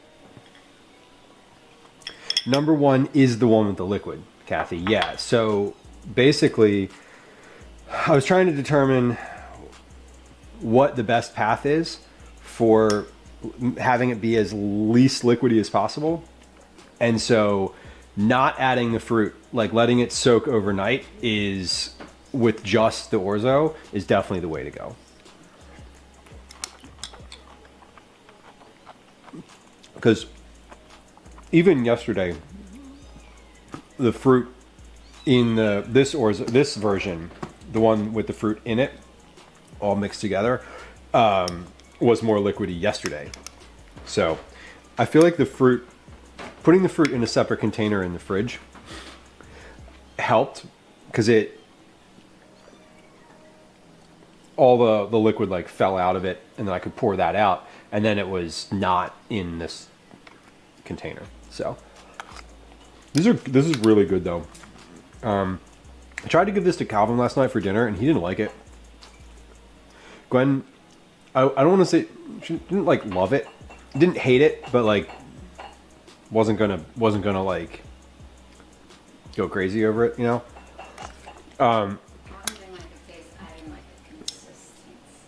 There you go. Calvin didn't like the fact that it was made with real whipped cream as opposed to coconut whip, which is what I usually get. I don't know if it would make a difference though. Yeah, won't be requesting it. Exactly. So, which is fine. I was surprised, but it was it's fine. I'm probably just going to eat the rest of this myself. Gwen, would you eat an asparagus cookie? No. No? Would you? No, she said no. As a no.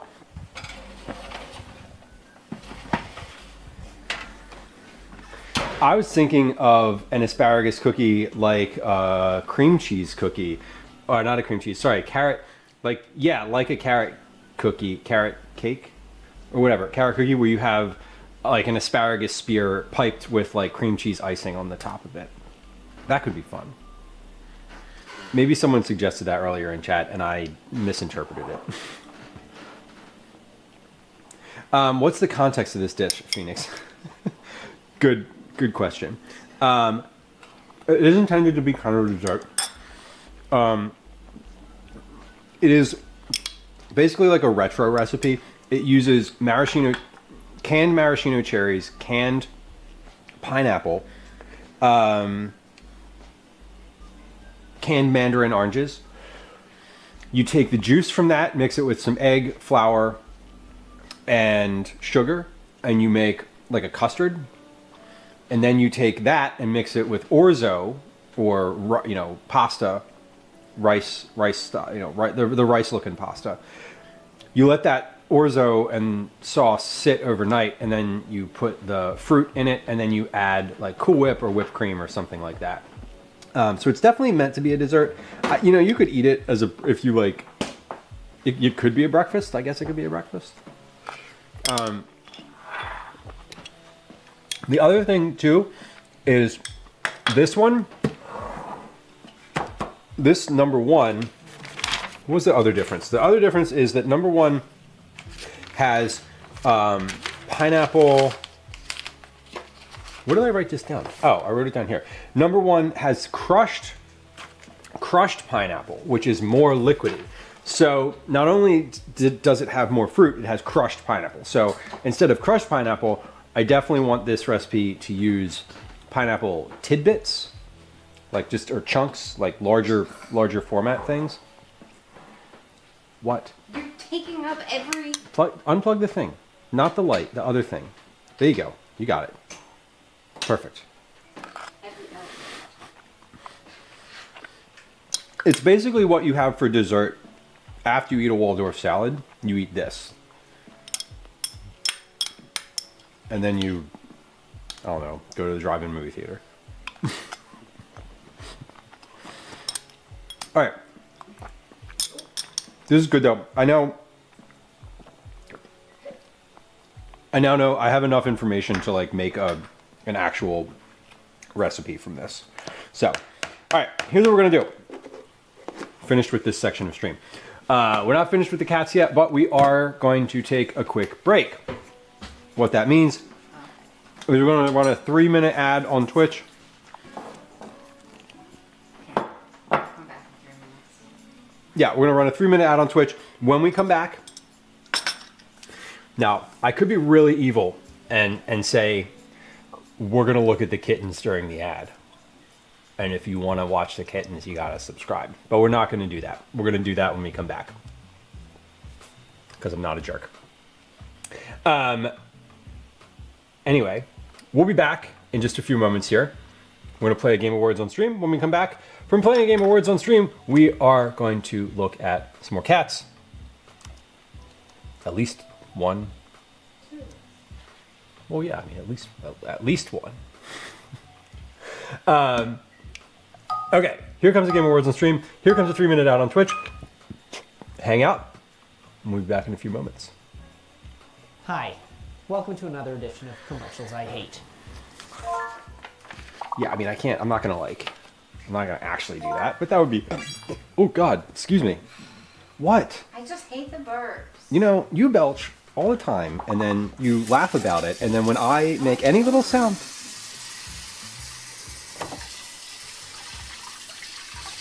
you like over there letting it rip and laughing about it, and then I have a little like hiccup belch, and you're like, ew, gross.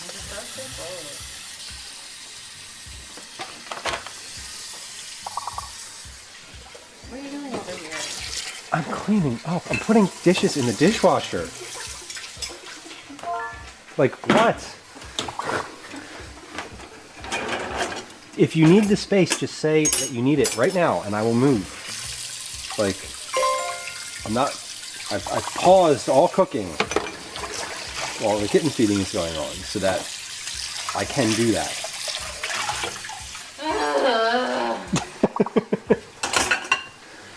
Yeah? Like, I'm tired of washing my own butt. Well, I mean, you could not wash its Then they had poop What? all over them. Yeah. I mean, do you want me to like give it a rinse under the water here, or like? Okay.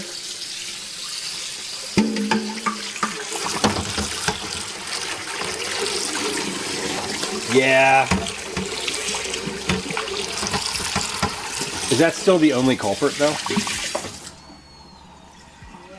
Okay. I mean, the gray one had diarrhea too, but he doesn't have diarrhea without me rubbing his butt on himself. Guy, welcome in.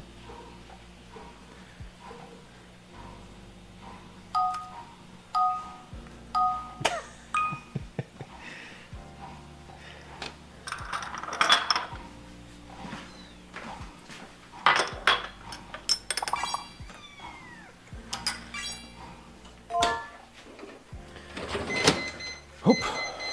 Timer. Okay, that is the end for those cookies. They are finished.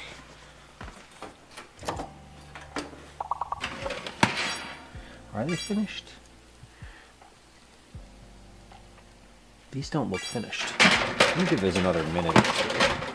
Maybe it's because I've been opening the oven. Let me give those till the end of the ad. Nope, that's right now. Well then. Welcome back. If you are on Twitch, thank you for your patience. Appreciate you hanging out during the ad break. And if you didn't hang out, you're gone. So, goodbye, I suppose. I am getting the cookies. They're going to be out of the oven in just a moment here. I'm going to try them when we're done. And we're going to have a cat here in just another moment. So, stick around. Get these cookies off the tray. It's funny, these look, feel, and smell very much like I expect them to. So hopefully they taste like what I expect them to. Okay, that should be it for those then. We have last guesses, 3, 2, 1.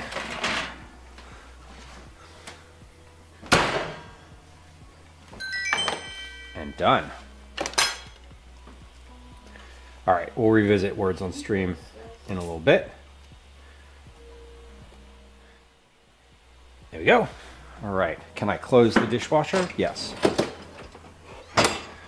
Okay. Who do we have here? We have another cat here. Kitten on screen. Kitten on screen. If you're lurking and want to see a kitten, now's the moment. Sleepy. This one's sleepy. This one has diarrhea. This one is a poop machine, and is the reason that the blankets and bedding have to be washed regularly. But don't worry, he's just had his moment of wiping. My arms hurt doing that.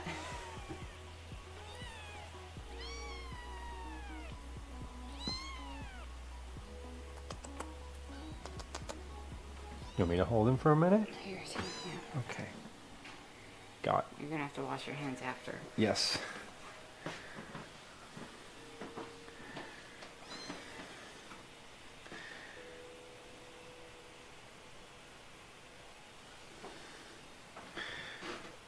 This is, what's this one's name? Cadbury. Cadbury. This is Cadbury. Yes, that is Cadbury's. Cadbury is named from the shelter. When these cats have their forever home identified, they will most likely receive more appropriate names. We have Heathbar, Cadbury, and the other one is Payday. Very nice, Baker. Yeah, that's definitely a project of. That's definitely a nice baking project. Hold on, let me see. There we go. Meow. Yeah, he's a climber too. This one's definitely a climber. Yeah, I think he was trying to escape. He's trying to escape the box that they're in. But these are. This cat is twice as large as it was when it arrived last week. Now that I was saying earlier, like, oh, I can't really tell that they're larger. Yes, I can, because last week this one fit width-wise into one hand, and now he's trying to go on adventures. But yes, this is Cadbury. Passing Cadbury back to Gwen here. And I'm going to wash my hands because Cadbury has diarrhea. Not currently. Cadbury is not actively pooping. Fun fact, they can't actively poop on their own anyway. But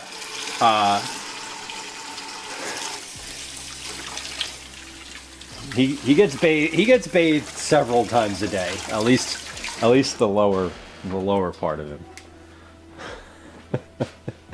And then the other one, so those two that we just saw, the gray one and the one that we just saw are male.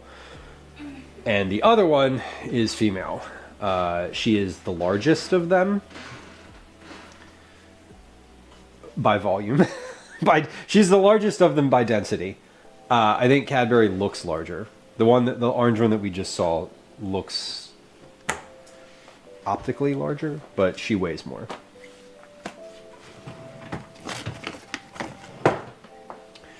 All right. These cookies are, whoop, not quite yet. Okay. These cookies are just about are finished here. The first round is completely cool.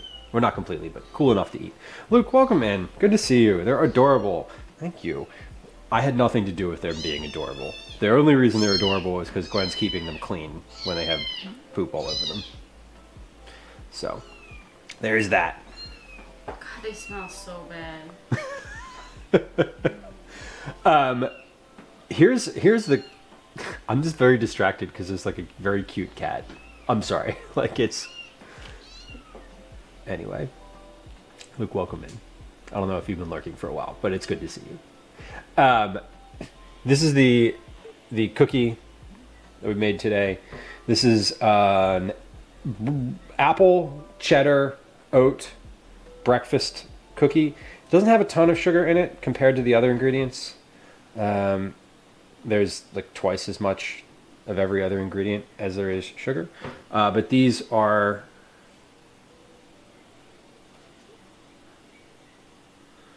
first look inside. A little chewy.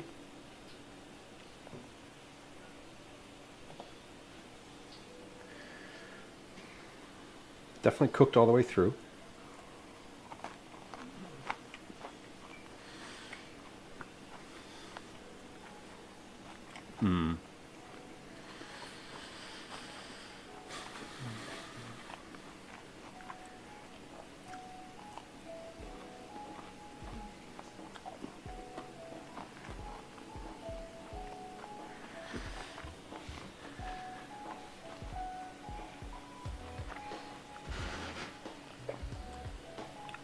That hits all the right notes. It's like, it's good. You know, it's weird. I was just saying there's less sugar in these. They're not that sweet. They're definitely, like, savory. I don't know where all that cheese went. Because it's not here. You can taste it. It tastes like, it was definitely cheddar. But there's no like visible pieces of cheese anymore. They're all sort of gone. Gone. Now this, whoa, that's not gonna work. There you go. It's a little bit of the inside. It's dense and sugary.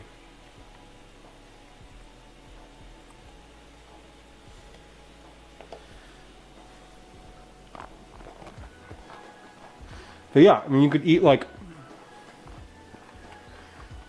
2 or 3 of these and it'd be a pretty satisfying meal. I mean, this would be like eating oatmeal.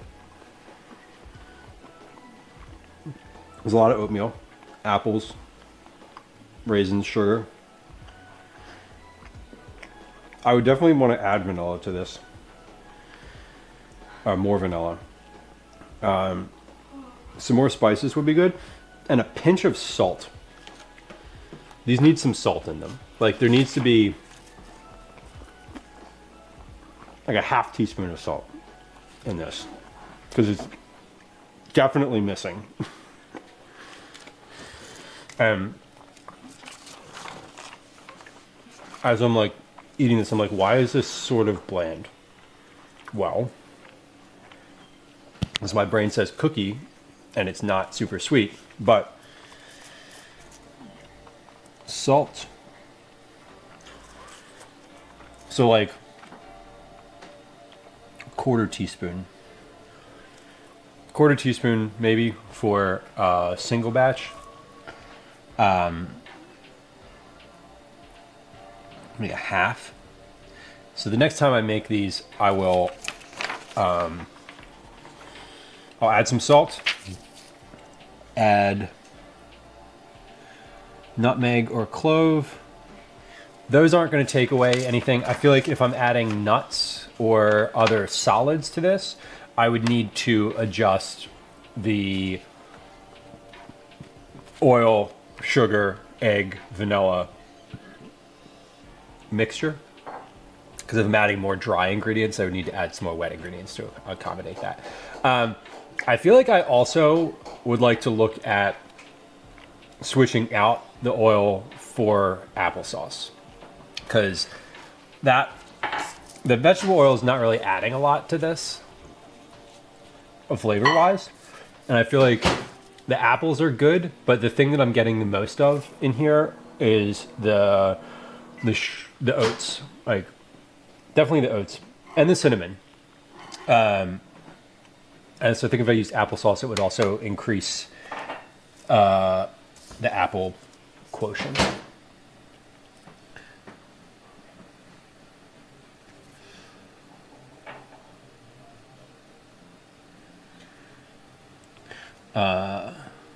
Okay. And I mean, we were talking earlier on stream about substituting applesauce in place of eggs or oil. That's something I'll look at some other cookies, similar cookies, vegan recipes for similar cookies, and kind of see what they do. I mean, I'm imagining that they use it in place of the egg and that they just use the oil. And probably use coconut oil. Coconut oil would also be really good in here. If I wanted the oil to have a bearing on the flavor of this, you could use coconut oil.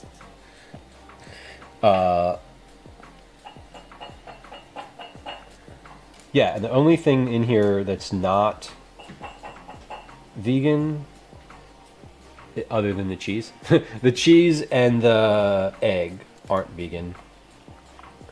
I don't know what you would put in here instead of cheese, but I'm not trying to make these vegan. I'm just a thought exercise.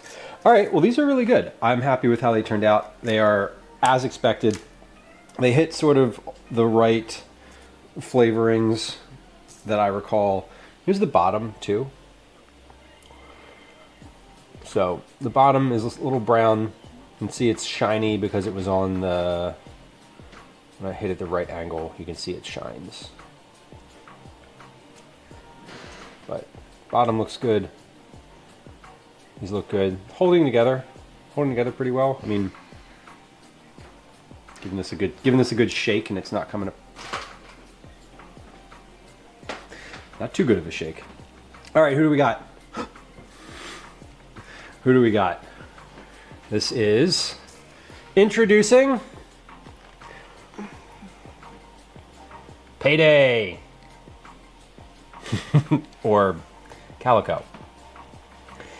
Third cat. There's a cat on stream. There's a kitten on the screen right now, a very baby kitten.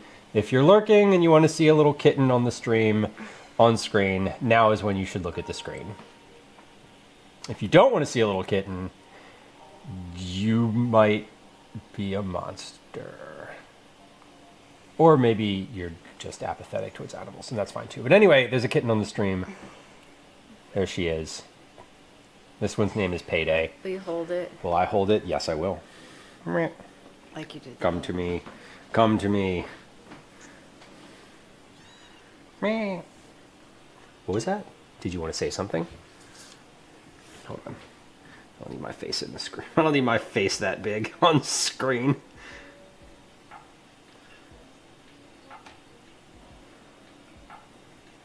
Beautiful.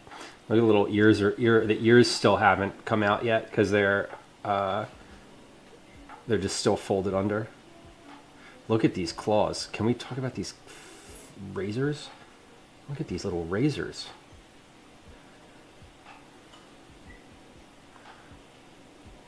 Razor paws.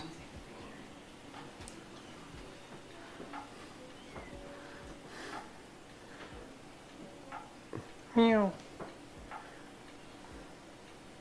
There's still a kitten on stream. She'll be there for another few moments here.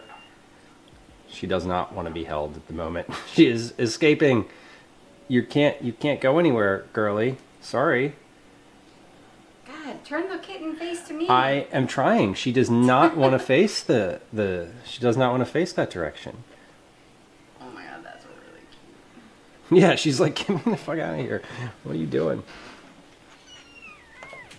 She's like, let me down. Anyway, those were the kittens. The process of feeding. We didn't do the feeding on stream. You'll have to beg Gwen to go live for that. I am going to wash my hands though. So who's the winner? Who's the winner like weight wise today, Gwen? She weighs the most. How much does she weigh? Context. 259 grams. Currently, yeah, 259 grams is the heaviest. And then cat. the gray one is 246 grams. And the low is 246. So they're all That's the gray one, not the low. okay. Well, what's the And low the one? orange is 226. 220. Okay. 226 to 259. I mean, that's a 30 gram swing. She's really chugging along. It's a monster. Yeah, she's doing great. They're all doing great. Gwen's really doing an amazing job keeping them alive. Yeah, yes. Yeah, but like, comfortable and cared for and like healthy, happy. Salt. This recipe does not have any salt in it. And this is a savory cookie. The other thing that might be good for this is cooking the apples a little bit.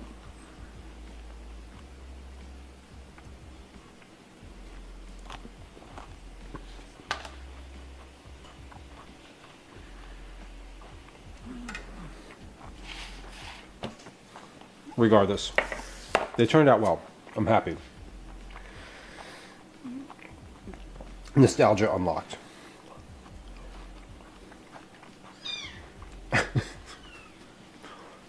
She's still over there protesting. All right. So, what time is it? Time check. 16:31. It is 4:31 my time.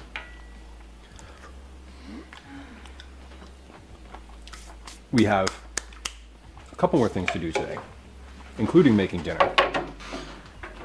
So let's get that started. Let's get that process started because the other two things that I want to do are not time dependent. And the soup that I want to make doesn't need to, it can stay warm. It can just like stay on the stove or whatever. I'll put it in the fridge and heat it up later. Doesn't matter. So we're going to do that first because I want to put some things in the oven to roast, and then I want to be able to turn the oven off. So that's the goal. This little cat cries all over now. She won't really eat a lot. She won't eat a lot. No. I mean, it cycles. Yeah, last time she ate 10. Yeah, maybe she's just not. She ate 2. Yeah, maybe she, it comes and goes. I know you charted it the other day, and they're still growing, so that's good. Dirk, welcome in. Good day. Okay. I don't have a formal plan for asparagus soup. So let's talk through it. I have a list of things that I want to put in it. Those include, so end result, what goes in the bowl is going to be a cream, an opaque cream, ideally light green looking soup. Cyborg, they were on screen. However, there's still a kitten out, and we will bring it back on stream. We will bring it back. They have not started sleeping yet. So here it is. This one is named Payday.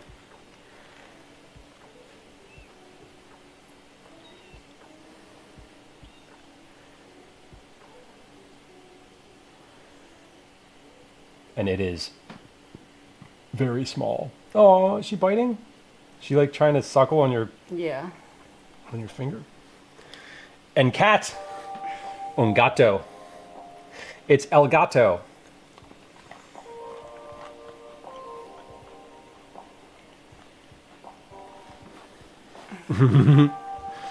So which one do I think is the cutest? It's so small. Yeah, this one is the largest of them. I'm not eating.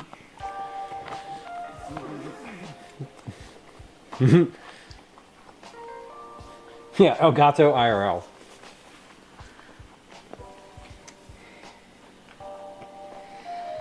I mean, she ate 10 last time. She might not be in the market for foods. The gray one's definitely the best on camera, I would say. She's cute. It'd be cuter if she was literally faced the other way. This is a cute angle, but... Oh yeah. I mean, from my perspective, she's a delight right now. Oh. Go, just walk around the camera and hold her up in the front. The other. You have to tell me if she's in. Oh, she's very. Oh my fucking god! Shut up! Shut up! Was that cute? This is the best, literally. Oh my god! Oh my god! Oh my god! Oh my god. Just so cute.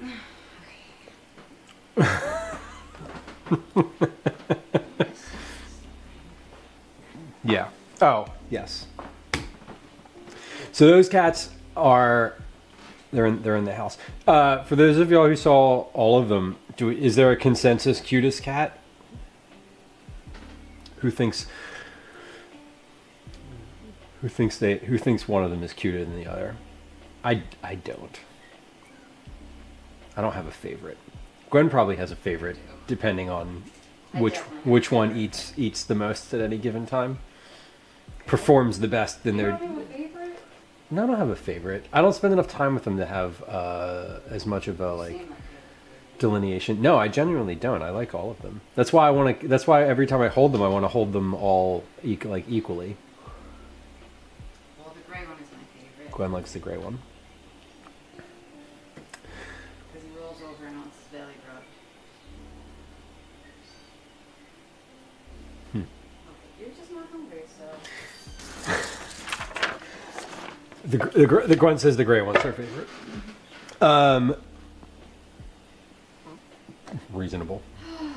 So they'll eat again in about 2 hours. Yeah.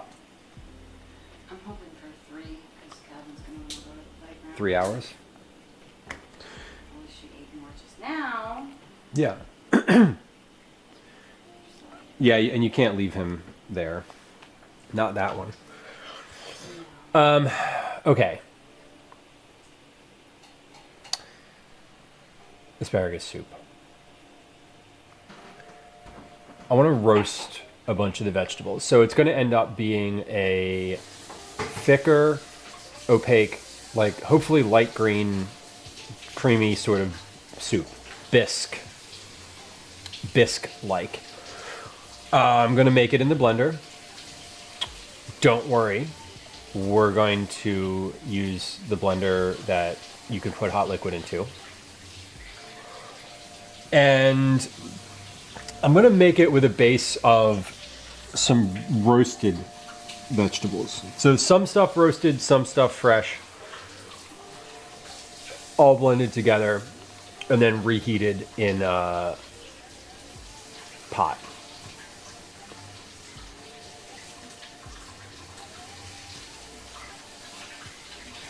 We will not have a repeat of the hot soup incident. We were talking about cream of asparagus soup. Broccoli, were you the one making cream of asparagus soup recently?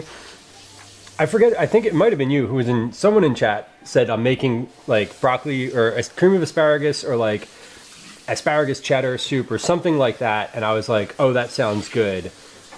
And that's why I'm making it, because I have asparagus in here and was like, what do I do with it? So I'm gonna roast. I have some broccoli in here as well.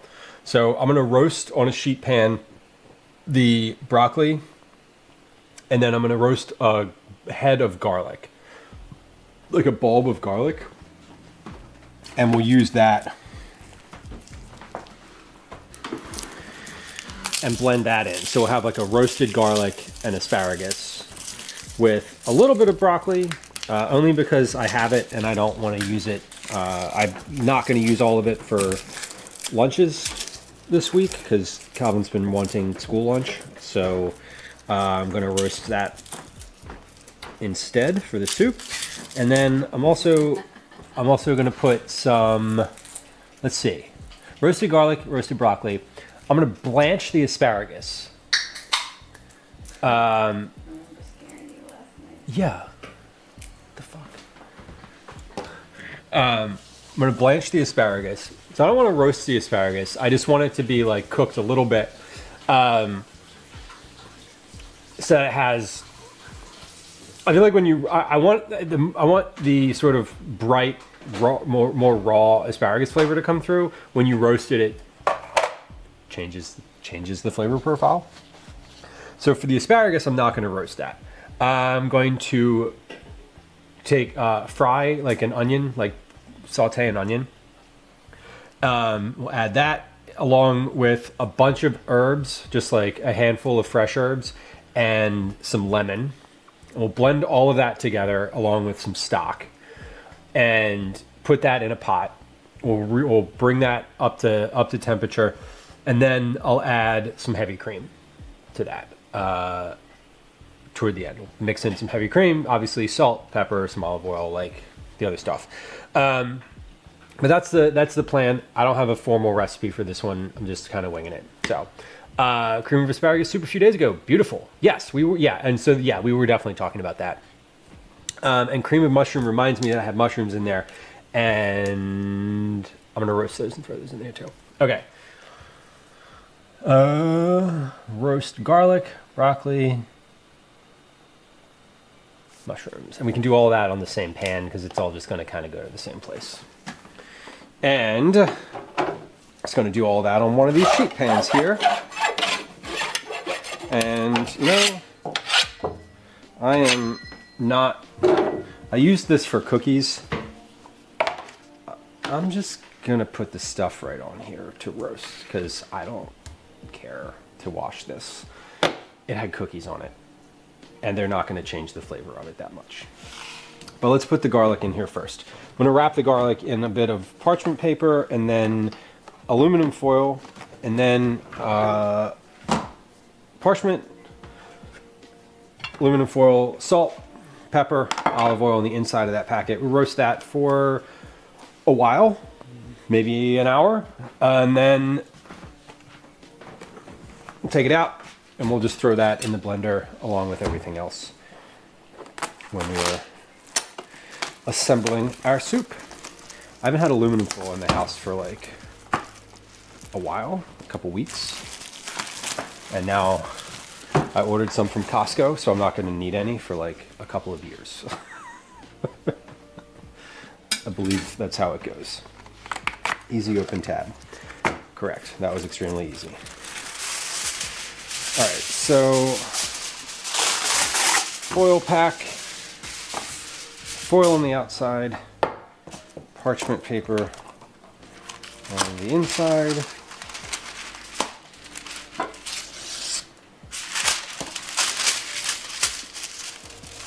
Bulb of garlic Okay, we did the cookies. We did the salad test. We're making the soup. I have a to-do list, obviously. All right, I'm just kind of getting as much of the parchment off of paper off here as I can.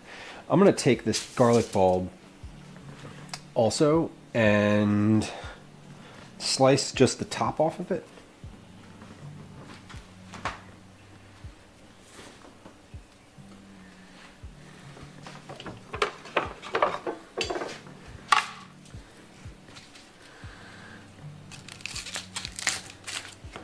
That way some of that oil has a chance to leach down into the bulb itself.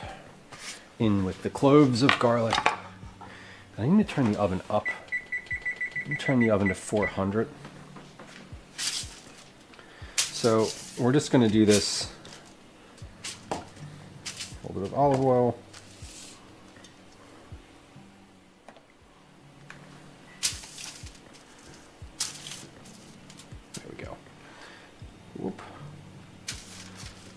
I'm gonna do this with roasted garlic, a little bit of olive oil.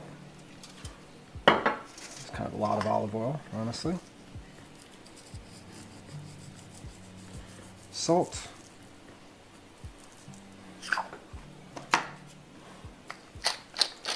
Pepper.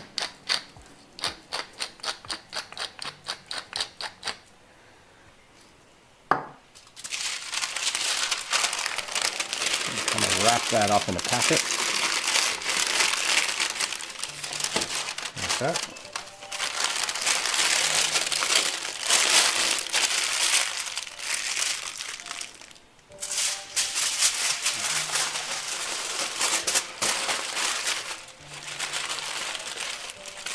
Oh, I ripped it.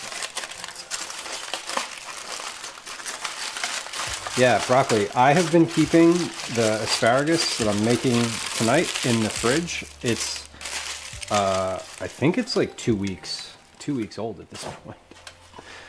I just cycle the water out. And at the end of the week, I cut like a centimeter off the bottom. And I have definitely been able to keep asparagus for a long time like that. I just have it in like a quart container, you know? It looks like a gourd like this. All right, so I'm gonna set that right there. And broccoli and mushrooms we want to roast as well. So let's cut those and get those on a sheet pan.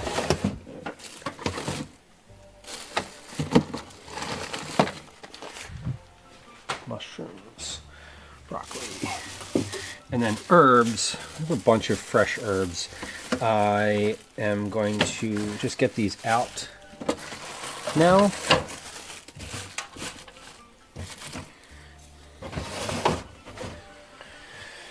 We'll also do an onion. I'm going to put an onion on the pan in a cast iron pan on the stove. So let's actually get a pan out. Oh wait, I have the pans. They are here. All right, that pan is ready. And let's cut some stuff. Is avocado oil cheaper than olive oil for you? I don't think I've ever priced out avocado oil. I know I saw the olive oil that I usually buy at Wegmans at Costco for, I think it was $8 cheaper than the same volume at Wegmans. Same brand, different package. Same amount though, and same brand. So that was interesting. That I was like, yeah, I know where my loyalties lie now. Sorry, Wegmans. It's super expensive for you, so Fluff. I've never bought it. I don't know that I've purchased avocado oil with any recency. The last thing I bought was pistachio oil, and yes, that was not cheap. So for this, pistachio oil, totally unrelated to what I was just about to say. For this, we were talking about using broccoli stems earlier. This is the occasion to use the broccoli stems because I'm going to put them in a blender. So it doesn't matter what they look like. So I'm going to use the whole thing. It's all getting blended anyway. So I'm going to put all this on the same tray. One of those weird kids who loved it. That tracks. If my name was Broccoli, I'd probably like it too. I had sort of a neutral, I think, attitude toward vegetables when I was a kid. I don't remember having any sort of specific likes or dislikes. I know that there were certain things that we didn't have at my house. Like, I don't think I had a beet until I was maybe out of college. I'm pretty sure that I did not have asparagus until I was of a similar age. Also just out of college, maybe. So I feel like I definitely missed a little bit.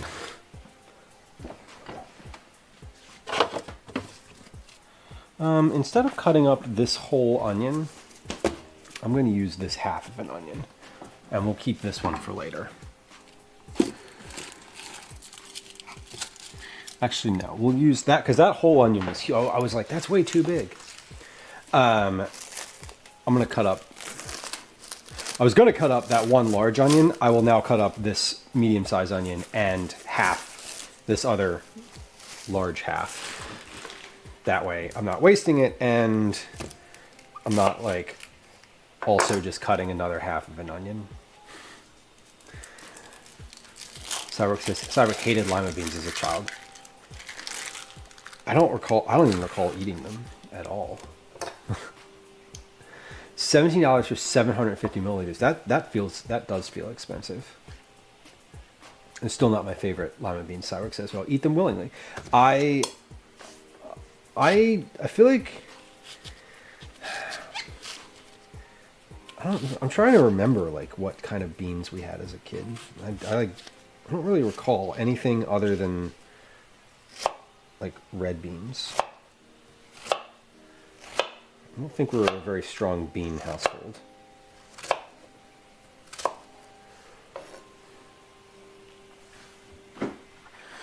Who's knows says the way I hate peas with the fiery passion of 1,000 suns.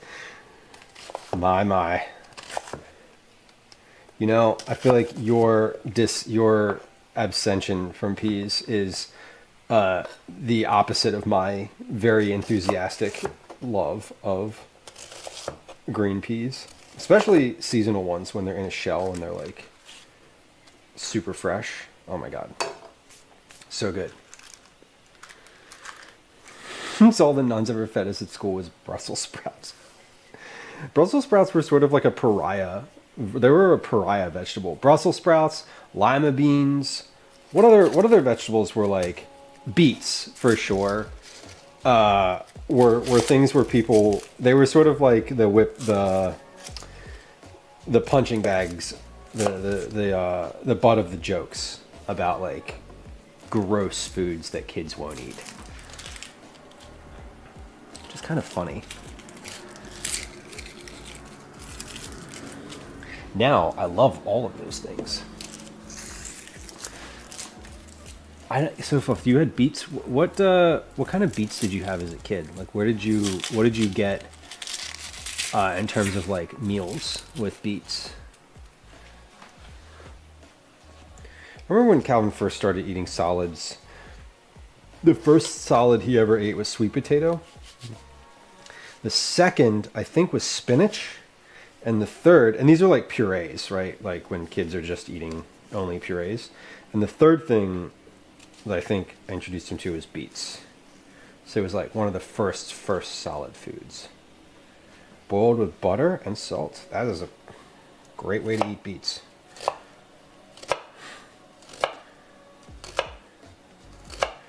Classic.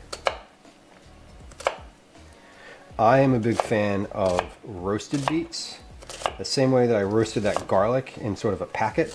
I like beets done that way with salt, just salt and pepper, and olive oil, and not much else. And then peeled and sliced. Roasted, peeled, sliced. I also really like them on when you dice them ahead of time and then roast them on a sheet pan, and they get sort of caramelized on the outside. That's super good too. Beet and apple salads in Kazakhstan. Beet and apple salad, what a good combo. A breakfast item. It's so wild, like different regional cuisines. I'd put beets in like some yogurt or something. Some like shaved roasted beets, that would be pretty good. Golden beets in a salad are fantastic. I keep wanting to come back to this recipe I made a couple months ago. That was like goat cheese with honey and beets and roasted beets and carrots. It was like a toast with honey or herb honey goat cheese, like whipped up with roasted cubed beets that have been roasted, beets and carrots that have been roasted, put on top. I just haven't gotten back around to it yet. I will. That's one that I want to actually make into like a formal recipe. They didn't season it well, but it could have been improved with honey or yogurt. That makes sense. But I keep, it's that recipe that I'm talking about. I keep pitching it. I keep trying to get someone to pay me to write it. Haven't gotten that yet, but we'll get there eventually. Eventually, it will be accepted by somebody. All right, we're gonna preheat this pan just a little bit, and then I'm gonna toss all these onions in there. When we do the onions, we'll put the broccoli and mushrooms in the oven to roast, and then I'll get the herbs ready. All right. I'm just giving that pan a few moments to heat up here.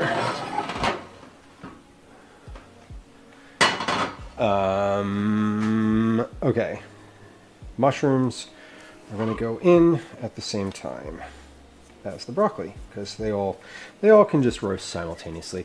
It's not it's all going into a blender anyway, so I don't really care what these like look like going in here. I do care that I brush the dirt off of them though. Broccoli, cottage cheese with pineapple chunks and canned pineapple. It will do. That is correct. I meant to buy cottage cheese from the store. It came up on stream like either earlier this week or last week. Cottage cheese came up, and I've been thinking about it since then. That used to be a breakfast: cottage cheese and apple butter. Cottage cheese and apple butter.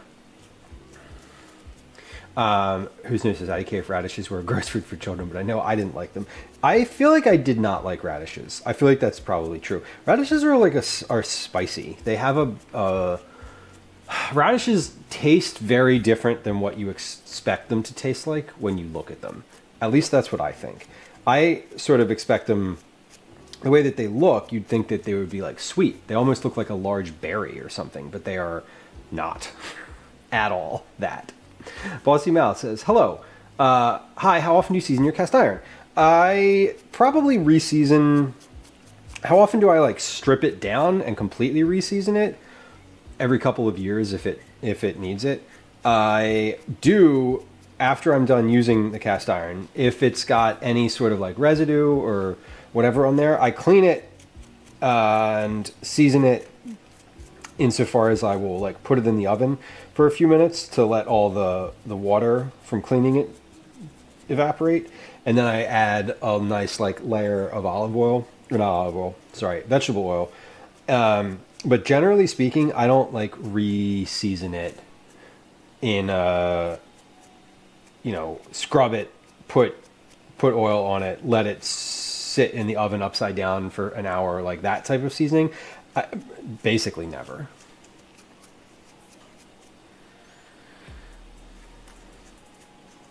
Yeah, apple butter is the one. Apple butter broccoli is what I remember from when I was a kid. Lisa Lamb, welcome in. Thank you.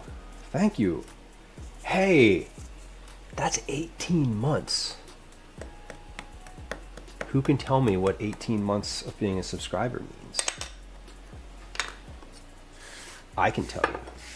I'd love to tell you. I'm happy to tell you. Thank you for hanging around for 18 months. It's good to see you.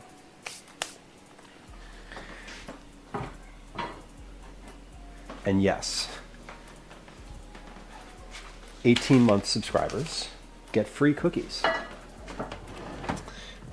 Every 6 months, if you have a multiple of 6 months on your resub, that month, you are guaranteed cookies. Yeah. So if you stay subscribed for 18 months, that's what that means.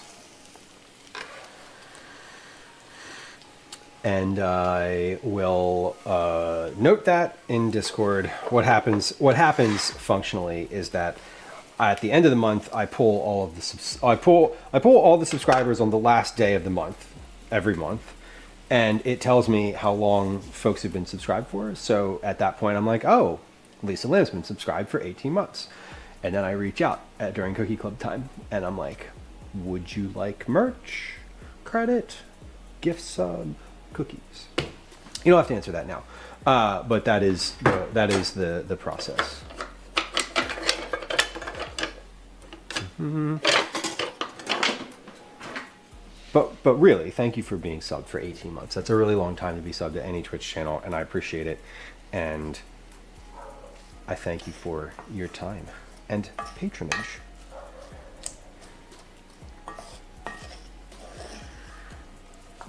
All right, we're gonna fry these onions on the stove.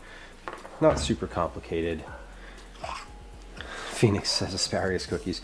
We did see the recipe for asparagus cookies earlier today, but we're not doing any formal asparagus cookies today. I'm sorry to tell you. That was just a ruse to get you to click onto the stream. And I get it if you're feeling cheated.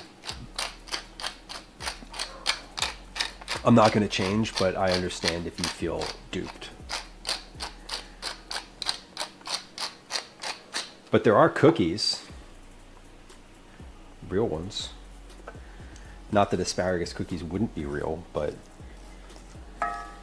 we have the concept of asparagus cookies. This isn't on a burner. Let's put this on the stove. Oh my God. I'm just like stirring it. It's right here on the counter. And Philly cheesesteak cookies I feel like are distinctly possible. We've done some odd thought exercises before. We talked about Philly cheesesteak ice cream, and if Philly cheesesteak ice cream is doable, certainly I think we could get by with some cookies. Those would have cheddar cheese and jerky, or candied bacon. I kind of like the idea of jerky though, because candied bacon is different functionally than like your typical cheesesteak meat. So I'm just cutting the bottoms off these shrooms. We'll take the bottoms of this and also put that in the stock bag in the freezer. I'm trying to remember to keep my scraps, my cast-offs. I put them in the compost mostly, but I'm trying to remember that the ones that make for good stock, that's what I do with them instead of putting them in the trash, or compost rather.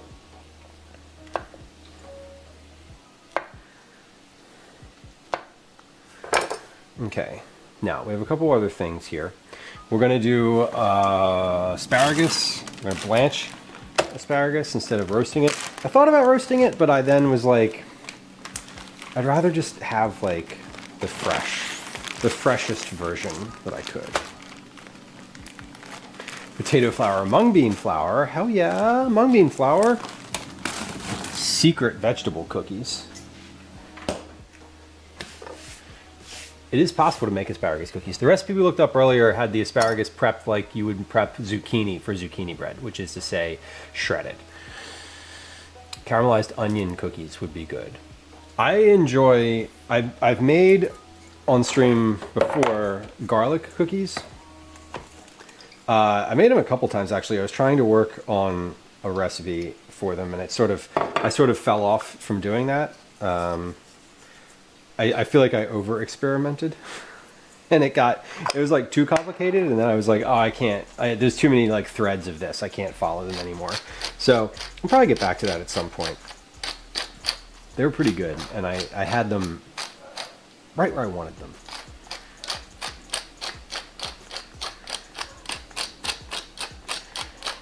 Okay, so this is broccoli and mushrooms are just going to go into roast on a sheet pan. These won't need to roast for too long. There's not a lot.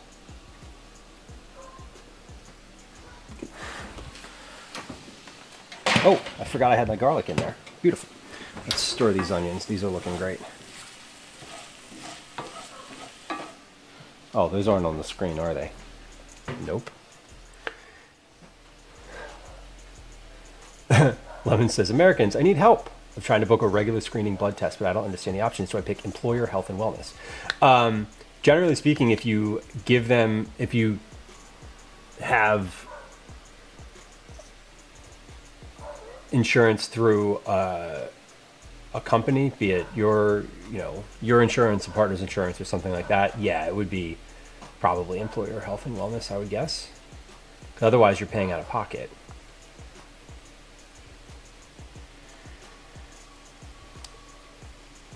But I'm not sure. Oh, hold on. Don't burn me, bro. I won't, but I gotta set a timer. Oh man. Regular screening blood tests. I go to either my primary care doctor for those, or I go to like the walk-in clinic, and the walk-in clinic will take your insurance, but then you pay more. Sounds complicated. It is. It is. If you'd like to be insured, you have to have a job. Isn't that fun?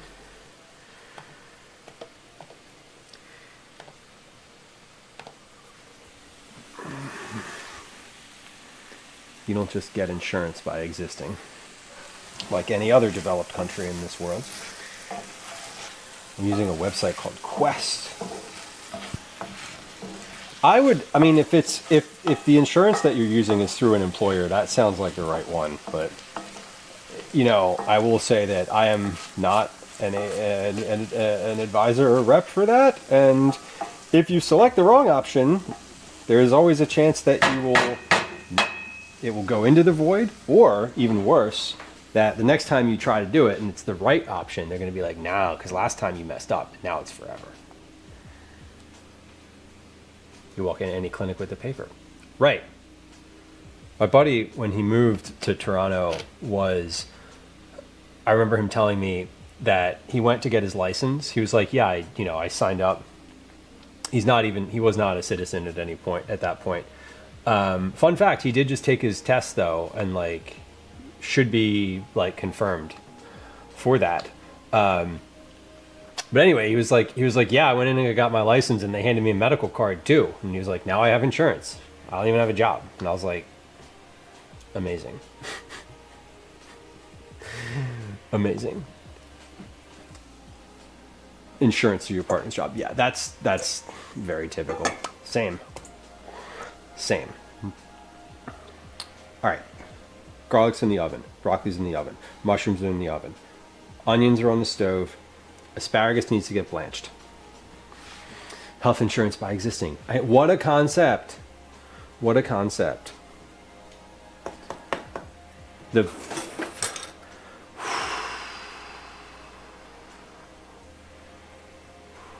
okay. I'm not gonna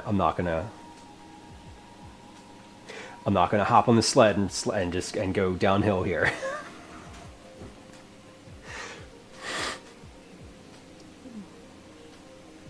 but I could.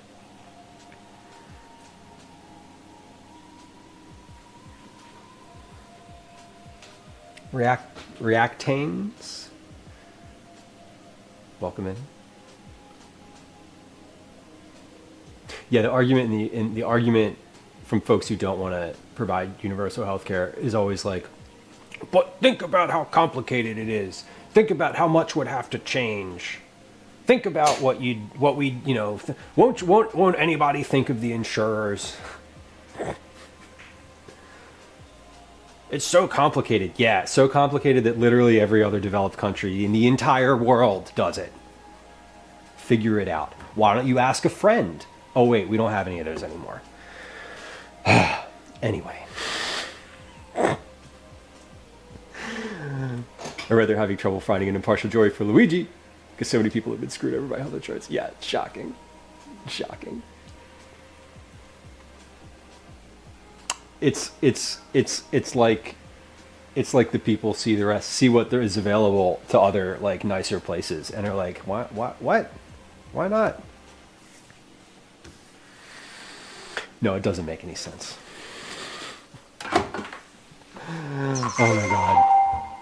Oh my god. Seriously though.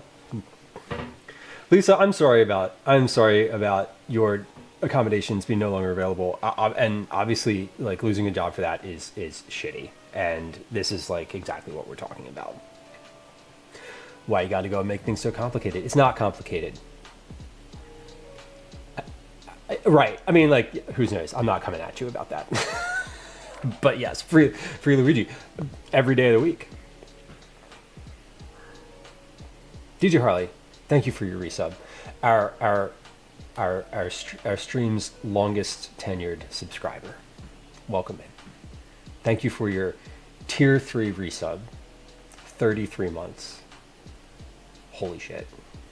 That is a long time. It's good to see you. Sophia says, I complain about having to pay for eye doctors and dental, but it could be worse. It could be worse. It could be a lot worse. You could be unemployed in America and not have insurance.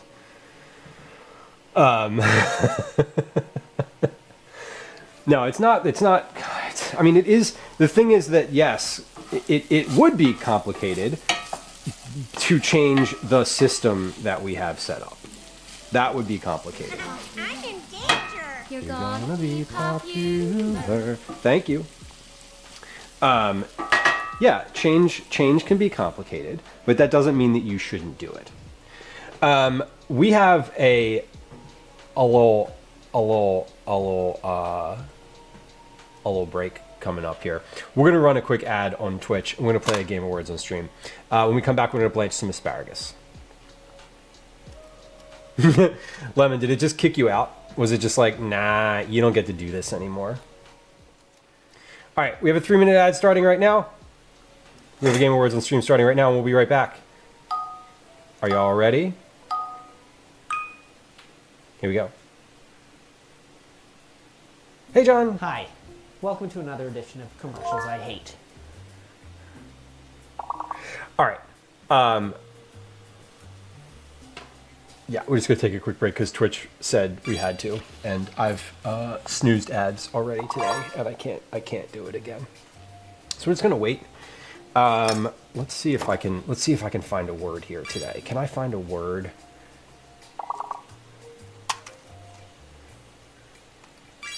Yeah, I got one.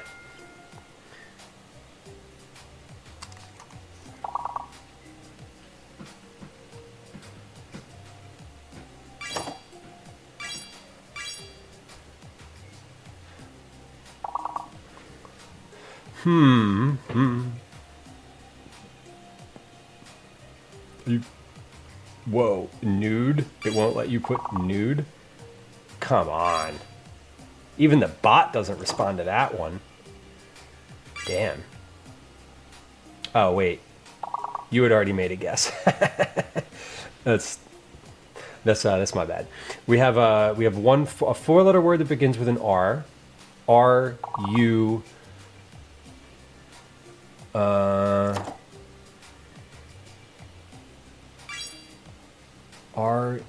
Well, the four-letter word is R U something. R.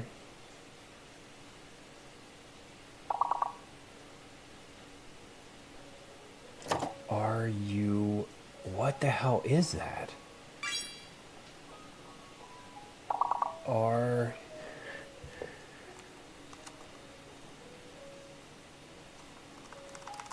Oh, what is that word?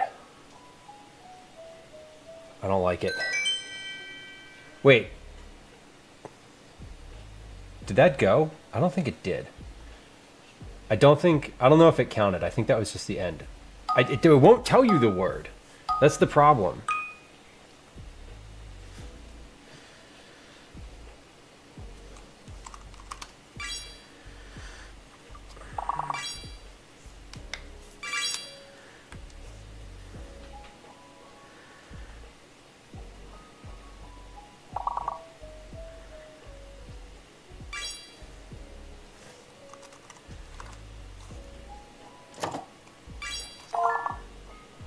Oh, outfits. Very nice. Very nice.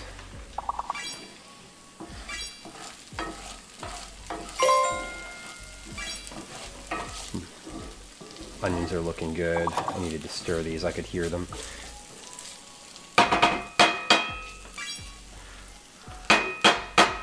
All right.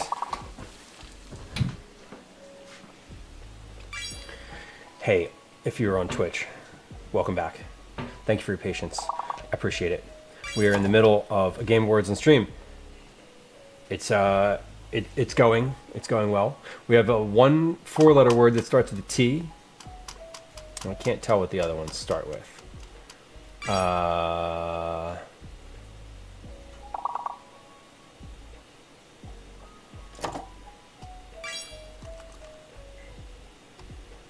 That's not a word. What is that timer for? 10 minutes. What the hell was it? What the hell did I set a timer for? Why do I have a timer set? Oh, it was for the stuff in the oven. Duh. 10 minutes doesn't seem like long enough, though.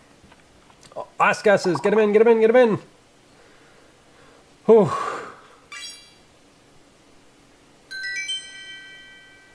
So close. One word. Y'all, one word left on 2 boards in a row? That's still pretty good. Like, I'm not going to lie. That's a good performance here. Ty, welcome in. I think one word left on 2 boards is commendable. It's more than you could do alone. The thing about words on stream is you can't win by yourself. It's not possible. Parental duties. You know, you would have been great. Called to make the appointment. Yeah, anytime you're calling like an insurance, anything related to insurance, just like put that shit on speakerphone and sit it on like the counter and like just go about your day. Kathy, enjoy your dinner. Enjoy your leftovers. Can I see a close up of the cookies? Yes, you may. Thank you for asking. All right. This is a cookie. This is the cookie that we made. Wait, I can just zoom in. There we go. I don't need to. So this is apples, raisins, cheddar cheese, oats. Alley Cat, welcome in. There's the bottom. You see it's a little shiny from sitting on the sheet pan with the silicone pastry mat.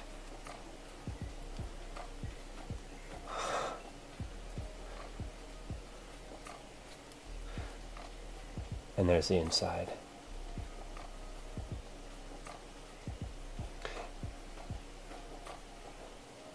Who's Note says, I found a savory bacon, cheddar, and fried onion cookies recipe, and I feel like it would be a good starting point for a cheesesteak cookie.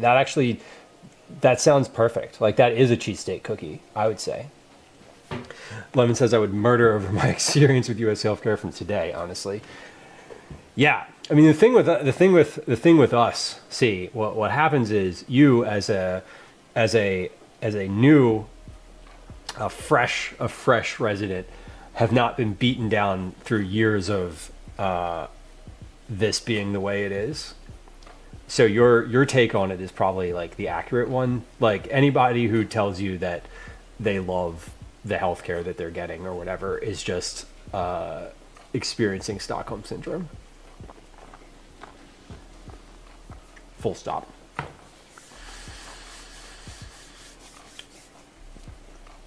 Cheddar and apples is a classic combo. It's perfect, really.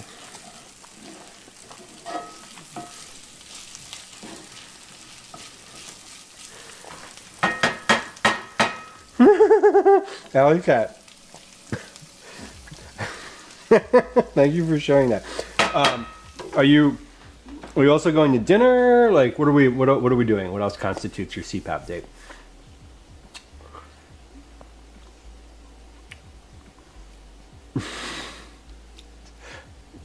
Sounds very adult, I'm not gonna lie. And not in the like fun adult way. I mean the fun dealing with the medical system adult way.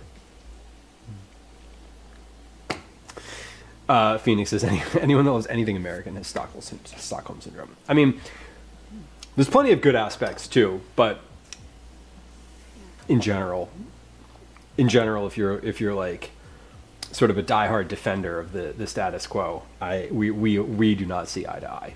That is for sure. What else do I need to do for this soup? Onions, garlic. Oh, let me stir this stuff in the oven. The timer went off. I set a 10-minute timer and then I forgot what I set the timer for.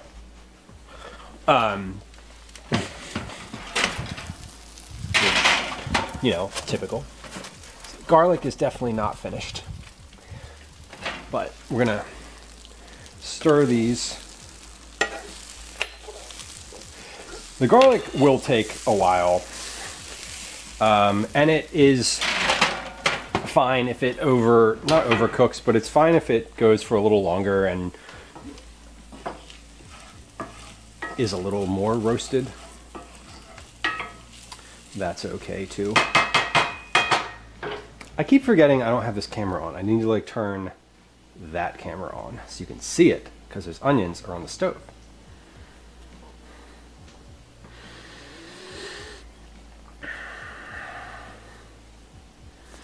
Kathy, it sounds like he's got some paperwork to do. Can't feed it. Got to make sure I like it. It's going to stick around. Yeah. Dinner's not the right move for a first. You just gotta get coffee or something easy. I agree. You said you're into Skyrim a while back. Are you playing Oblivion Remastered? No. And when I said I was into Skyrim, what I meant was it's the only video game I've played. I have not played it in a couple years. It's been probably 2-3 years maybe. I would get back into it, I think. I just don't game very much. I wonder if wow. I'm pretty sure Skyrim's available on the Xbox. I'm not sure. Yeah, Velas, it's a scary world at the moment, and I understand that sentiment. I feel I generally am a hopeful person, so I'm continuing to do that while also making my calls. I'm leaving. Okay. Can you take the soccer ball?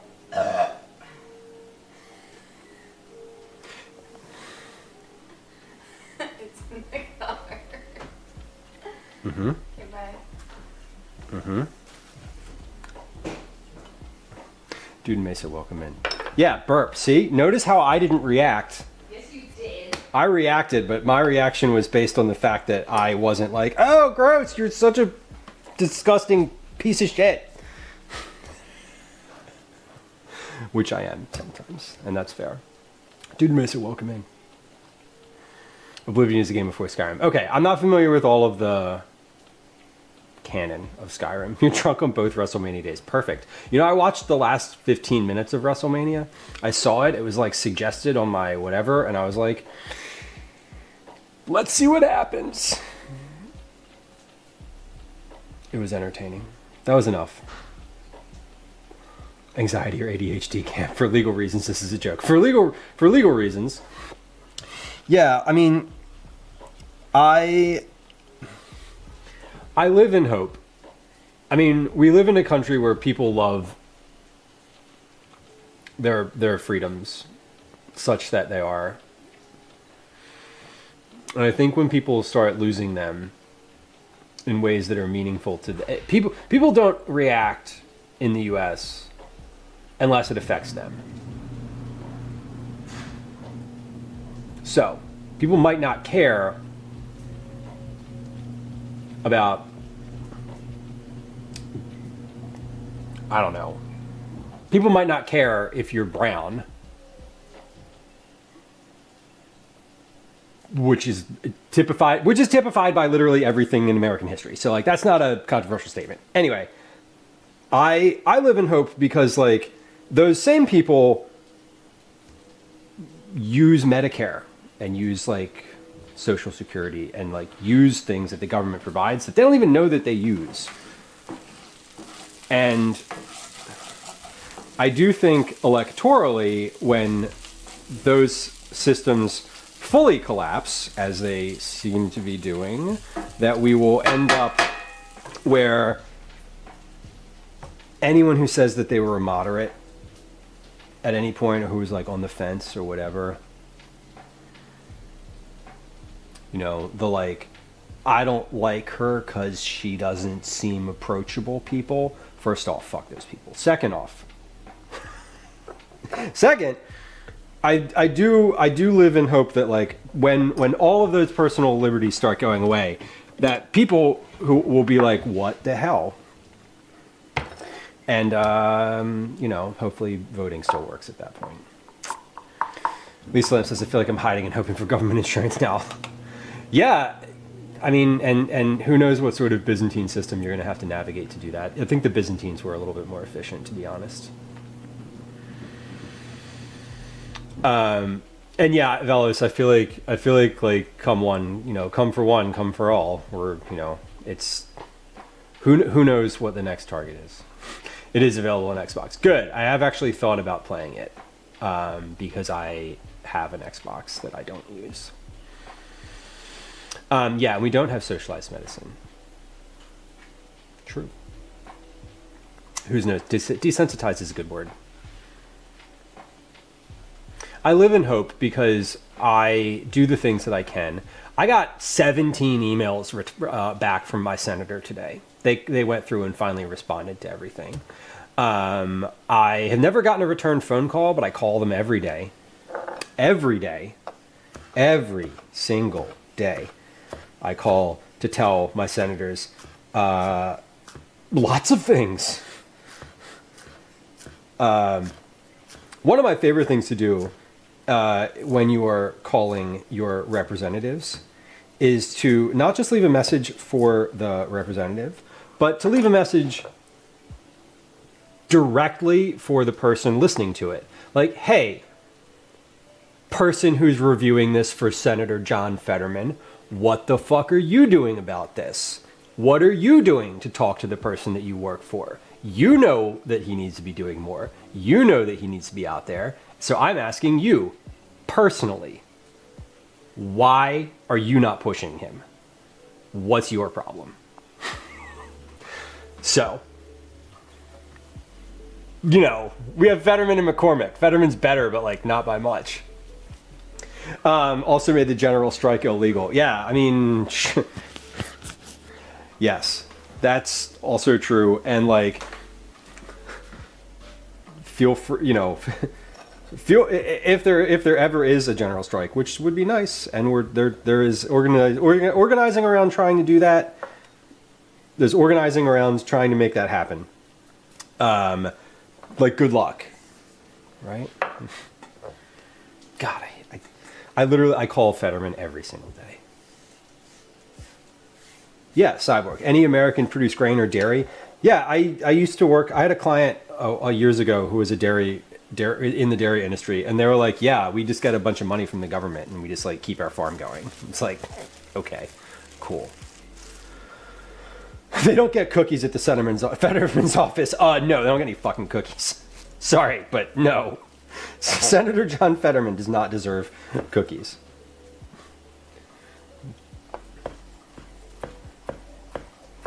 My congressional rep is great, though.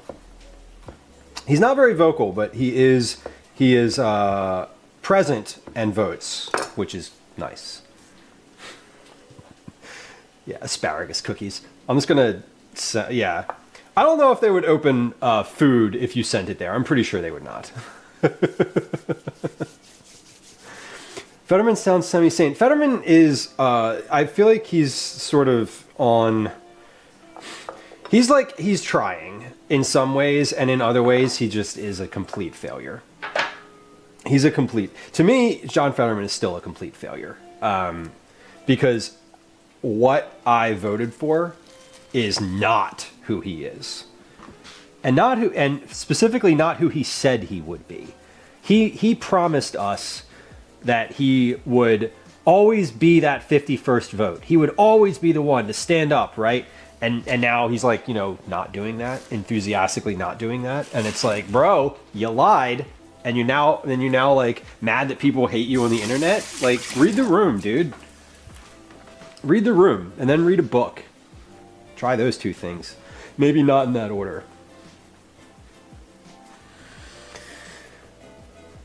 Brian Fitzpatrick. Mm-hmm. Yes, he is all about the photo ops. The stamper thing the other day. Yeah, I mean, you know, you can go to protests, right? There's protests in Philly. You can go to those. You can go to ones near you. You can call your representatives. You can email your representatives. You can physically mail your representatives. You can phone bank. You can write postcards. You can support small candidates that are in oppositional roles to people who are 80 fucking years old and who should no business being in the government. Zero business being in the government. You can do that. So there's a lot you can do. Long time no see. It doesn't require you to like be, I don't know, aggressive's not the right word, but like you don't need to turn into a J6er beating down the doors of the building. Although, also an option. Mooncake to the face. Yeah, I got you this pie. Jamie, hello. Hello, Jamie. Good to see you. Yeah, I get really worked up about politics. Like really worked up. Because there's a whole lot of people who think Fox News is real. They think that any part of Fox News is real, and that is, frankly, that is terrifying. Terrifying. Like, it's terrifying. Like, if you watch Fox, and you are like, they're making a good point. Honestly, I don't, like, you don't know what you're talking about. Full stop. Also, like, I'll say it now. Like, if you're in chat and you're like, "Hey, I thought politics. You know, I don't like when you talk about politics." That's fine. You don't have to like it. It's okay. setting the bar several miles below Earth's surface. I know, right? At least he fell off the face of the Earth in terms of relevancy. God damn. Boomer right. Boomer! Yeah. Shocking. And listen, there's plenty... I'm not saying that it's an ageist thing. Like, I just don't I don't want my rep to be 80. Just, I don't. Like, if you're 80, I want you to be relaxing and having a lovely, quiet life. I don't want you in you're not equipped to be in the thick of the what we need right now. And that's just like from an energy perspective, you know. People who are younger than 80 are not equipped to that. 80 is just sort of the benchmark. There was a really good the series by Slate called Slow Burn did a really good multi-part series on like the rise of Fox News a couple years back not a couple years back, it was in the fall, that I think is really amazing. Yeah, Velos, the family separation things, like we're still dealing with the fallout from the first go round with this, you know, and here we are again. The one thing Asmongold says is mainstream media is garbage fake. Asmongold is a stinky, disgusting misogynist who lives in his parents' basement. Or lives in a basement that he's decorated like his parents' basement. Which, why the hell would you do that as an adult? Like, yeah. Relevant insofar as what he says reaches a large audience. Irrelevant insofar as what he says doesn't make any sense. Oh, there's no break. No, I know. I know. Yeah, I feel it's hard because, you know, politics is interwoven with everything. It like truly is just part of, you know, you can't get away from it. Yeah, the autism thing, like, yeah, let's start an autism registry. Like, not only just the registry thing that he said, but just like these folks can't contribute or function in society. It's like, okay, you massive ghoul. What's wrong with you? Gwen, you gotta just drive it right back. You gotta drive it right back to the dealership. I would literally. I am so sorry. I have not, Lemon. I've heard this though. Why have I heard that? The name of that.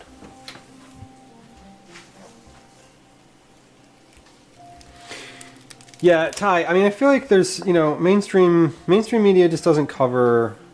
They don't have the resources or capacity to cover the nuance of the conversation that we're having, nor do they have the resources or capacity to cover the broad actions that are happening. So, like, the whole flood the zone and make everything, you know, if everything is on fire, like, you can't put anything out, is sort of the tactic, and it's definitely working. Yeah, who knows? It's silly, and thank you for saying that, because it's like, you know, folks are like, well, autism's been going up. Like, what is that all about? Yeah, it's called science. It's called you fucking figured out how to diagnose it. Like, read a book. Like, literally, read a book. Anything. Read. Try educating yourself. Like, these people are literal monsters.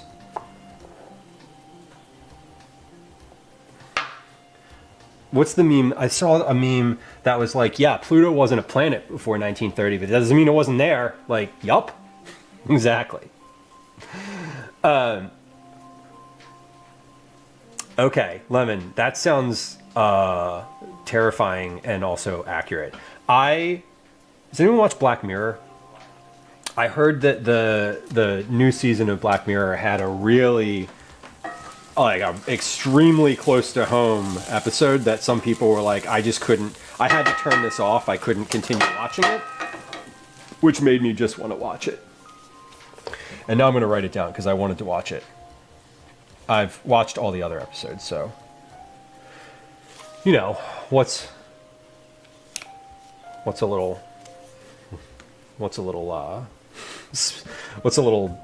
doom spiral mentally before bedtime, right? We are ingesting microplastics. That's very true. That is also true. And alarming and true. All right. Time into the bag. And what else am I doing with this? Dill, parsley, stock. I have to get stock out. Okay, my aromatics. My onions are done. My vegetables in the oven should be done. I didn't blanch the asparagus. That's what I need to do. So let's do that. I'm gonna put a pot of water on the stove. Rocky says, mostly I figure people diagnosed with as autistic or with Asperger's are mostly antisocial, but not necessarily stupid. No, and that's, you know, it's not even, see, I wouldn't even go as far as to say antisocial. I think, you know, the nuance of it is being lost, right? Like, having autism does not make you antisocial. It doesn't make you less intelligent. And it doesn't make you like less capable either. It makes you maybe function different in the world. And I think what we have now, and I don't mean to get on, like, I don't want to get on the soapbox over this because, and stupid is a subjective word, Gwen. Yeah, exactly. Like, you know, when you say stupid, it has the connotation of like less intelligent, which is like obviously demonstrably false. But I think now we just understand more of what that means. Like, you know, again, diagnosis has become more precise, more nuanced. And so I think that we live in a time, hopefully, where we continue to learn more, and people who have, you know, a varying level of experience with autism or any sort of neurodivergence are able to find like where they are in that, you know, in that space and function from that place instead of just this like cookie cutter, like catch-all definition. You're now autistic, so like, here's what that means for you. Like, you know, we used to never diagnose cancer or heart attacks. Right, just drop dead. We didn't know what heart disease was. We didn't know what, you know. Yes, exactly. Before you could see inside people's body, we just perished. You know? What did they, you know, she perished from disaffection. Okay. Like, no. Who's Knows says we socialize in different ways and it takes more time and at different capacities. Yeah. And like knowing that about yourself is good. Knowing that that is how other people exist in the world for neurotypical people is also good. Like, so yeah, we right, you know, more people have autism now because you can tell, because it's like we have the tools to figure out the nuance of it. Yeah, a little off. I mean, Broccoli, I grew up in a time where, you know, where like words that you would never say out loud to another human now as a, like, you know, considerate, thoughtful person in the world, like those were just like, that's the word for this person, and I'm not going to repeat them. But like, if you're of a certain age, I'm sure you can think of words that you heard as a child that we don't say in society anymore.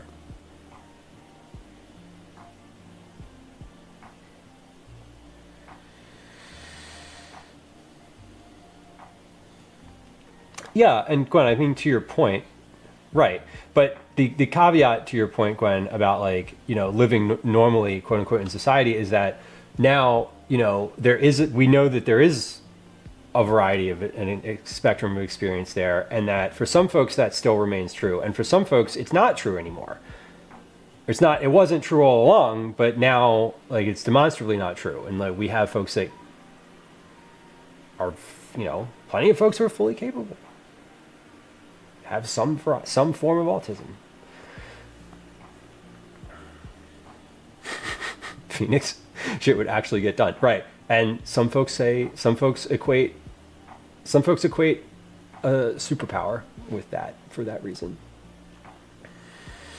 Jamie says, my son scored close to perfect on the SAT, but didn't speak in full sentences until he was 6. Yep. Yeah. And is he functional now in society, according to people's external judgment? Right, it is a spectrum.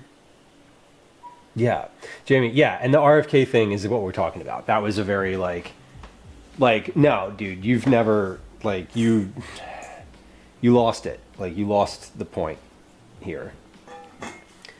John, hello, I'm perfectly capable of some things, but my God, I am not capable of some others, including being polite to some people. Hey, also a superpower. Hey, John, I saw that you said hi just before our last ad break, and I said hi to you, but I don't know if you heard it. But I did see that you were here earlier. Welcome. Sofa, thank you for the shout out. Vocational program. Great.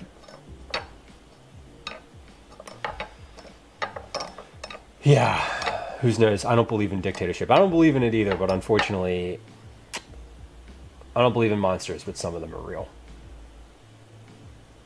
Being nice is a spectrum too. Yup. Yup. And if you watch Fox News, seriously, I don't want to be nice to you because you're an idiot. You are an idiot, by the way. Right. What else do I have to do? Asparagus. All right, I just need to get the asparagus out. Finally, at long last, I can get this asparagus out of the fridge. This asparagus has been in here for a while. It is frozen in the bottom? Question mark? Yes. There's ice around the bottom. This wasn't here earlier. Interesting. That's fine. It doesn't matter. It's going into boiling water, so whatever. This asparagus is 2 weeks old at this point, or almost 2 weeks old. It'll be, I purchased it 2 weeks ago Saturday, so it's 12, I've had it for 12 days. It was probably picked, I don't know when it was picked. It's probably picked Friday of last week. I'm just going to trim the bottom ends off because they're sort of soft. Just like a centimeter off the bottom. And this is not going in the stock bag, these trimmings, because asparagus is not great in stock.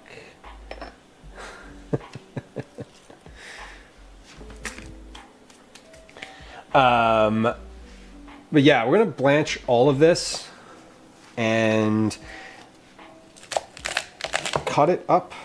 I'm just going to cut it up so that it fits in the pot easier. I don't actually need to cut it up. Do I want to save any of these spears?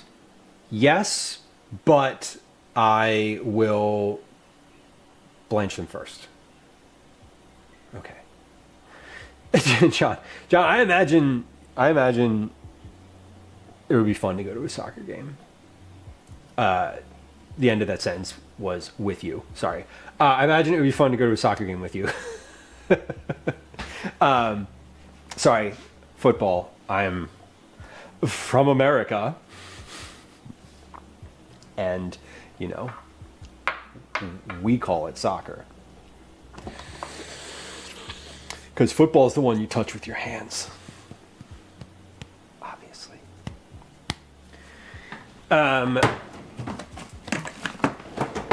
Sorry, back to Fox News for a second, though. I think people who watch Fox News are just scared.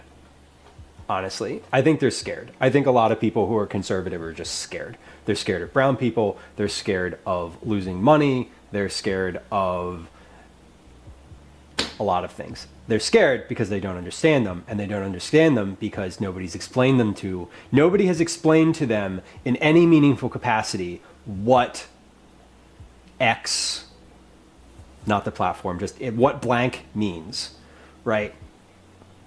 They're like, hey, we gotta get this guy out of the country because he's in a gang. It's like, bro, you got to prove that first. I don't give a shit if he's in a gang. If he's in a gang, prove it. Then do what you need. It's the education, the lack of education that breeds fear.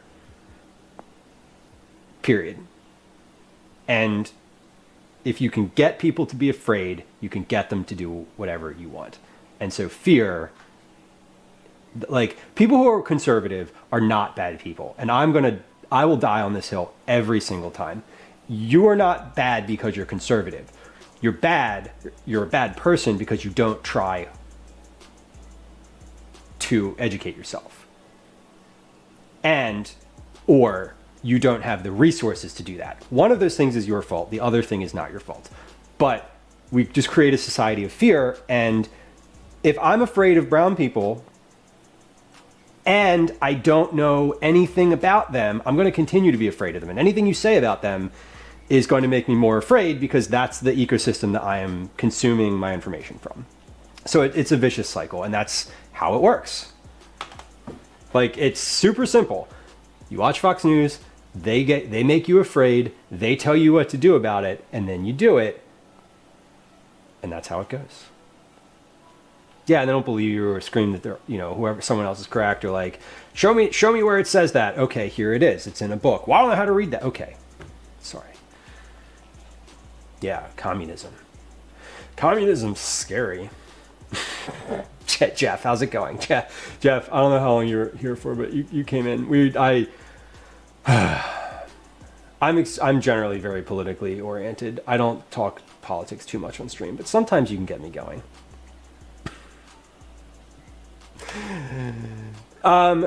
Gwen, thank you for the LOL after that. Yeah, there's well-intentioned people on all across the political spectrum. Lemon says, I was having a hard time booking a blood test, and now we're here. Yup! I'm glad you got the appointment. That is a nice, that's good. Oh, there it is. We're crashing. Yeah, I see it happening in real time. CPU's at 40%. CPU's at 40%. Let's take the camera off and see if we can stop this. Nope. God damn. How long did that take? How long have we been live for? 4 hours. Yeah. It only took 4 hours for the stream to start. The CPU get overloaded. Well, the CPU is actually coming back down now, so maybe. Let me close. Hold on. I'm going to close Chrome too. Wow, 4 hours, and it finally started to drop. Let's close Chrome. We're gonna close this. This is Chrome. I'm closing Discord. Discord for stream. Okay. It looks like it's coming down. Yeah, CPU usage is dropping. Oh, never mind. It's also I can't change that setting. I can't change I dropped the frames like crazy. Son of a bitch. Wait, here's what I do. I'm gonna shut OBS. Restart these. Stream's gonna drop off. Wait just a second. And yeah, I can't. I can change that.